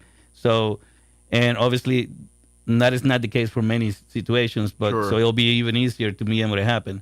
Obviously, you still have to qualify just the same, but with the disaster behind the 203K, it makes it a little easier for you to be able to qualify as well. Okay. So that's another thing. And folks, me and Mike talks about this all the time. A lot of people tell people, no, you cannot qualify for this. You cannot buy a house. You don't do this and this. I just closed this morning before I came here today a renovation loan by HUD. And some of my competitors say, no, you cannot do this. And it's so funny because I cannot say the name, but the buyer this morning, such and such said, I cannot do it. They're like, well, and Ellie said, oh, we'll find a way. We'll get it done. No worries. And here we are closing. And she's buying her house because she was stubborn. She wanted to buy that house, And sometimes it's like that. All people need is somebody to listen to them and somebody to really, truly uncover every stone to really help them. And let's be honest. You and I know this. When somebody get it in their head, this is what they want. That's what they want. It's not my job to deviate you that that's not what you want. So my job is to give you the tools, give you the direction, and make that accomplishment happen for you. Yeah. So I don't take dreams away from people. I give the dream. I'm helping to make that dream happen. So that's what I do. Absolutely. And where you do get in, it's like saying, this, and it's really sometimes it's asking those questions. It's like, what do you want in life and what are you happy? Exactly. What are you defining success? And if you're defining this as success, what are you doing currently in your lifestyle to go that way? And it looks like there's a lot of things that we can eliminate to do that. And it's up to you. But I'm telling you, if you do this, I can get you here if that's where you want to be. But if that's not where you're at, fine, you can keep doing what you're doing. I mean, that's ultimately on you, but that's kind of, you, the person, if you want to go. And this is why I keep saying things like, yes, you could literally have an hourly wage salary working at a fast food restaurant. You just have to figure it out. Working your 40 hours or wherever it is. And you know what? We can put you in a home. It can be done. Now, like I said, yes, we're going to have to get, it's just about what you do with your money. What is it? Where you can save it? What are you spending it on? What are your bills on? I get certain things in life. You got to have your phone. You got to have a place to live. But how much do you spend on entertainment? How much do you spend on just coffee and things like that? How many streaming services do you have? Exactly. And I get you got to get plugged in. But if you're dropping $50 or $80 a month on streaming services and another 20, that adds up quickly. And I ain't gonna lie, there's a lot of free stuff on there now. And I know I'm a 50-year-old man and all that, but you can get a lot of free streaming stuff. Well, if you do the right thing, fine, you could do. I mean, granted, you're not gonna get the latest Yellowstone or the latest whatever is out there now. I don't know. Call me if you want to do that. And you might know a guy, but I'm not saying that. You might know a guy. We know a guy. But I'm just saying there's options. You know what I mean? There's ways to do this. Things have changed. Yeah. Okay, in such a way that right now today. You cannot do the cry wolf stuff like, oh, I cannot do it. You just have to stand up, step it forward, and say, you know what, I'm going to do this thing. And credit, and how credit's established and how it's determined and what your score is good, it's night and day different than your daddy's, the way it was done, and everything else. Let me tell you, folks, if you don't have credit score, it's not as bad as a lot of people think that you cannot buy a house. Come and talk to me. I'll tell you how to do it. Okay? Yeah. You don't have to have credit to be able to buy a house. But you do have to qualify in many other things to be able to buy a house. And I do have the tools to do that just the same. Bad credit is tricky to get a house. Now, bad credit is my enemy. Yeah. There's still ways to work around that, but... Yeah, we can get... If you have no credit, we can get the credit established. Exactly, that's my whole point. It's the bad credit that's the hurdle here. And folks, if you have bad credit, don't be ashamed. I've been there, done that, have the T-shirt. So it happens to everybody. I'm here not to judge you, but to help you and give you the tools to help you step up forward and do better for yourself. And let's face it, and I'm seeing the times, we're pretty to wrap it up, but let's face it, if you don't know, you don't know. And if no one's taught you or if no one said, and so that's, I know sometimes there's this, well, I should know about these kind of things. And it's like, but if your parents didn't know or no one sat down and talked to you about it, how are you supposed to? Yeah, you're not going to know. Unless you, and to be honest, you're like, well, you can get on the internet, but what are you looking for? Do you know what to look for? I mean, how do I buy a house? I guess you can start there, but I mean, and then you start getting in the weeds when they start throwing all kinds of acronyms at you. It's like, so that's why Elliot loves to sit down with folks and educate and get them understanding how the game works. I tell my guys, and they laugh at me because they look at me all weird, like I feel like I'm talking to the grasshopper and I'm the priest, to like, and they're trying to teach you how to, what's on, what's up kind of deal with like, hey, by the way, Karate Kid new stuff is coming up too. I saw that. I think they have one more episode. I'm all the way up to they got one more thing they're going to hit us with at some point. Crazy. But yeah, I'm waiting on that. So folks, my guys, I always teach them that, knowledge is power. And this is a lot of people. I tell people my guys are better than me. And people say, but how is that possible? You know why it's possible? Because they got their own knowledge and they still have me behind them too. Sure. So the point of the whole matter and what I'm trying to say here, it's not only Elliot by itself. Right now, I'm three. It's three of us. That means we can accomplish and help a lot more people. Okay? Absolutely, yeah. So folks, if you've been thinking about buying a home, don't be afraid of it. Okay. And if you cannot buy a house right now, I'll give you the footprint of what you need to do. So don't worry about that stuff. Okay. The conversation can be had today. I'll have a bigger smile. I got literally like 1,200 applications in my system. I got about 300 people that are trying to buy houses. I got 500 people that are pre-approved and sure we're going to move forward. It's a matter of them making the decision and do what they need to do. I'm here to help everybody. Yeah. I don't care where you come from. I don't care who you are. I don't care how big the loan is or how small it is. Sure. We are here to help you. And the ball's in your court. Exactly. When you're ready to make that time. Now, there are always things in the world that might behoove you to take more of, when interest rates change or something's like, interest rates are getting better, but it's going to take longer than what a lot of people are, estimating and hoping, okay? And the Fed's not going to do another 1%. Now there's a talk of half a point drop first.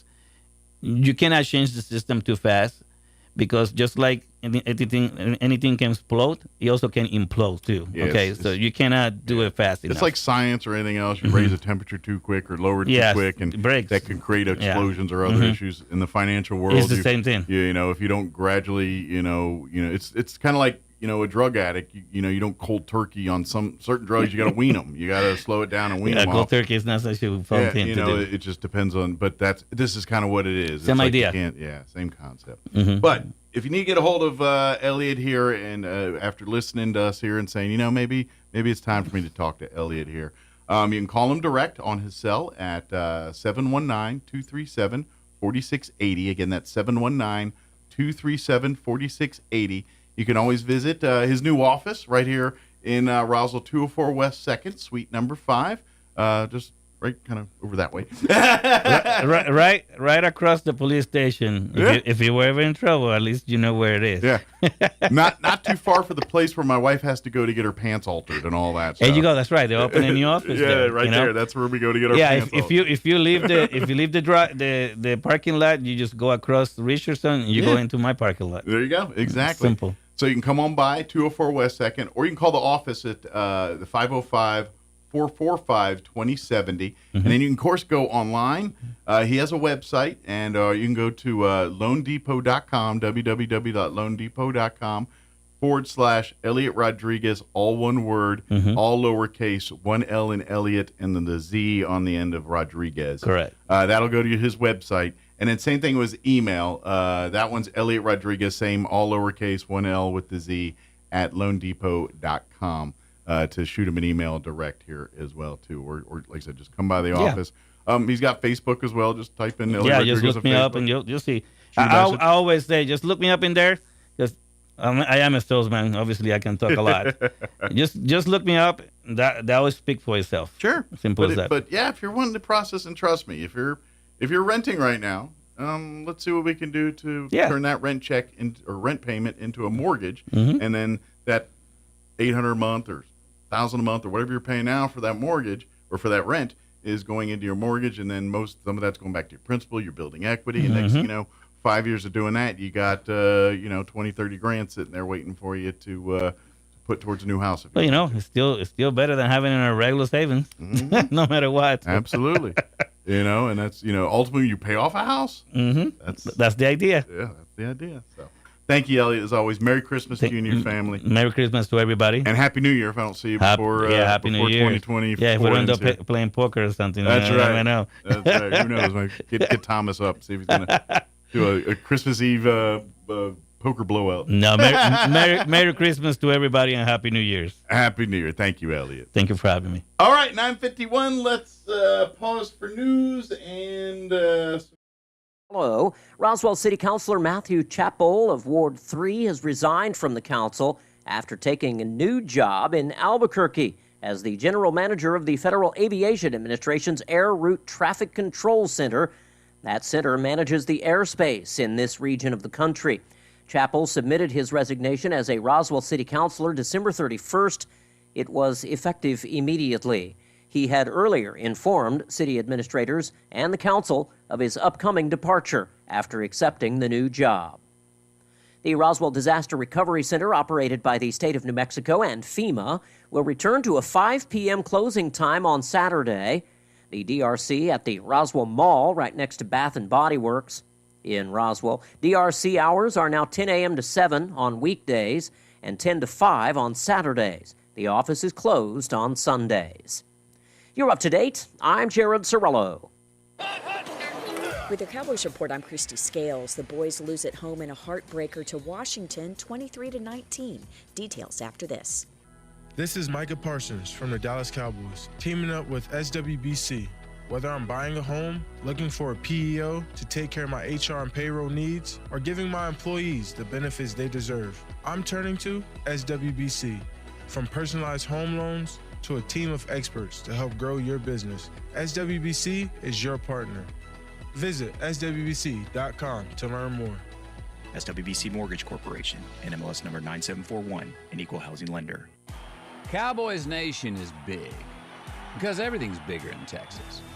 And Reliant has the energy to power it all. From home field advantage to home sweet home, Reliant has Dallas Cowboys fans all across the Lone Star State covered for every electric moment this season and beyond.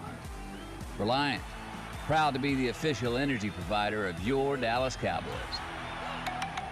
Reliant, PUCT number 10007.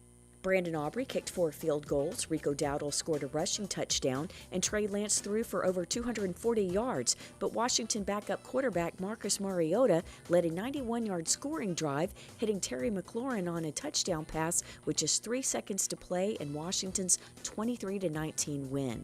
The question for the Cowboys now is whether Jerry Jones keeps Mike McCarthy as head coach. McCarthy said post-game he wants to remain in Dallas. Absolutely. I'm a builder.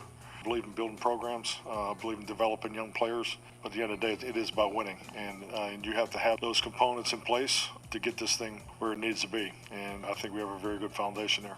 The Cowboys finished the season with a 7-10 record and have the 12th overall pick in the upcoming draft. With your final Cowboys report of the season, I'm Christy Scales. I'm meteorologist Steve Hamilton with your Pecos Valley weather. Things look pretty good today. We had a cold front drop through, and that'll keep us in the low to mid 40s on the afternoon high today. Some sun and some clouds. Overnight, partly cloudy. We're in the mid 20s. A little bit more cloud cover on Tuesday. It looks like we'll stay in the 40s.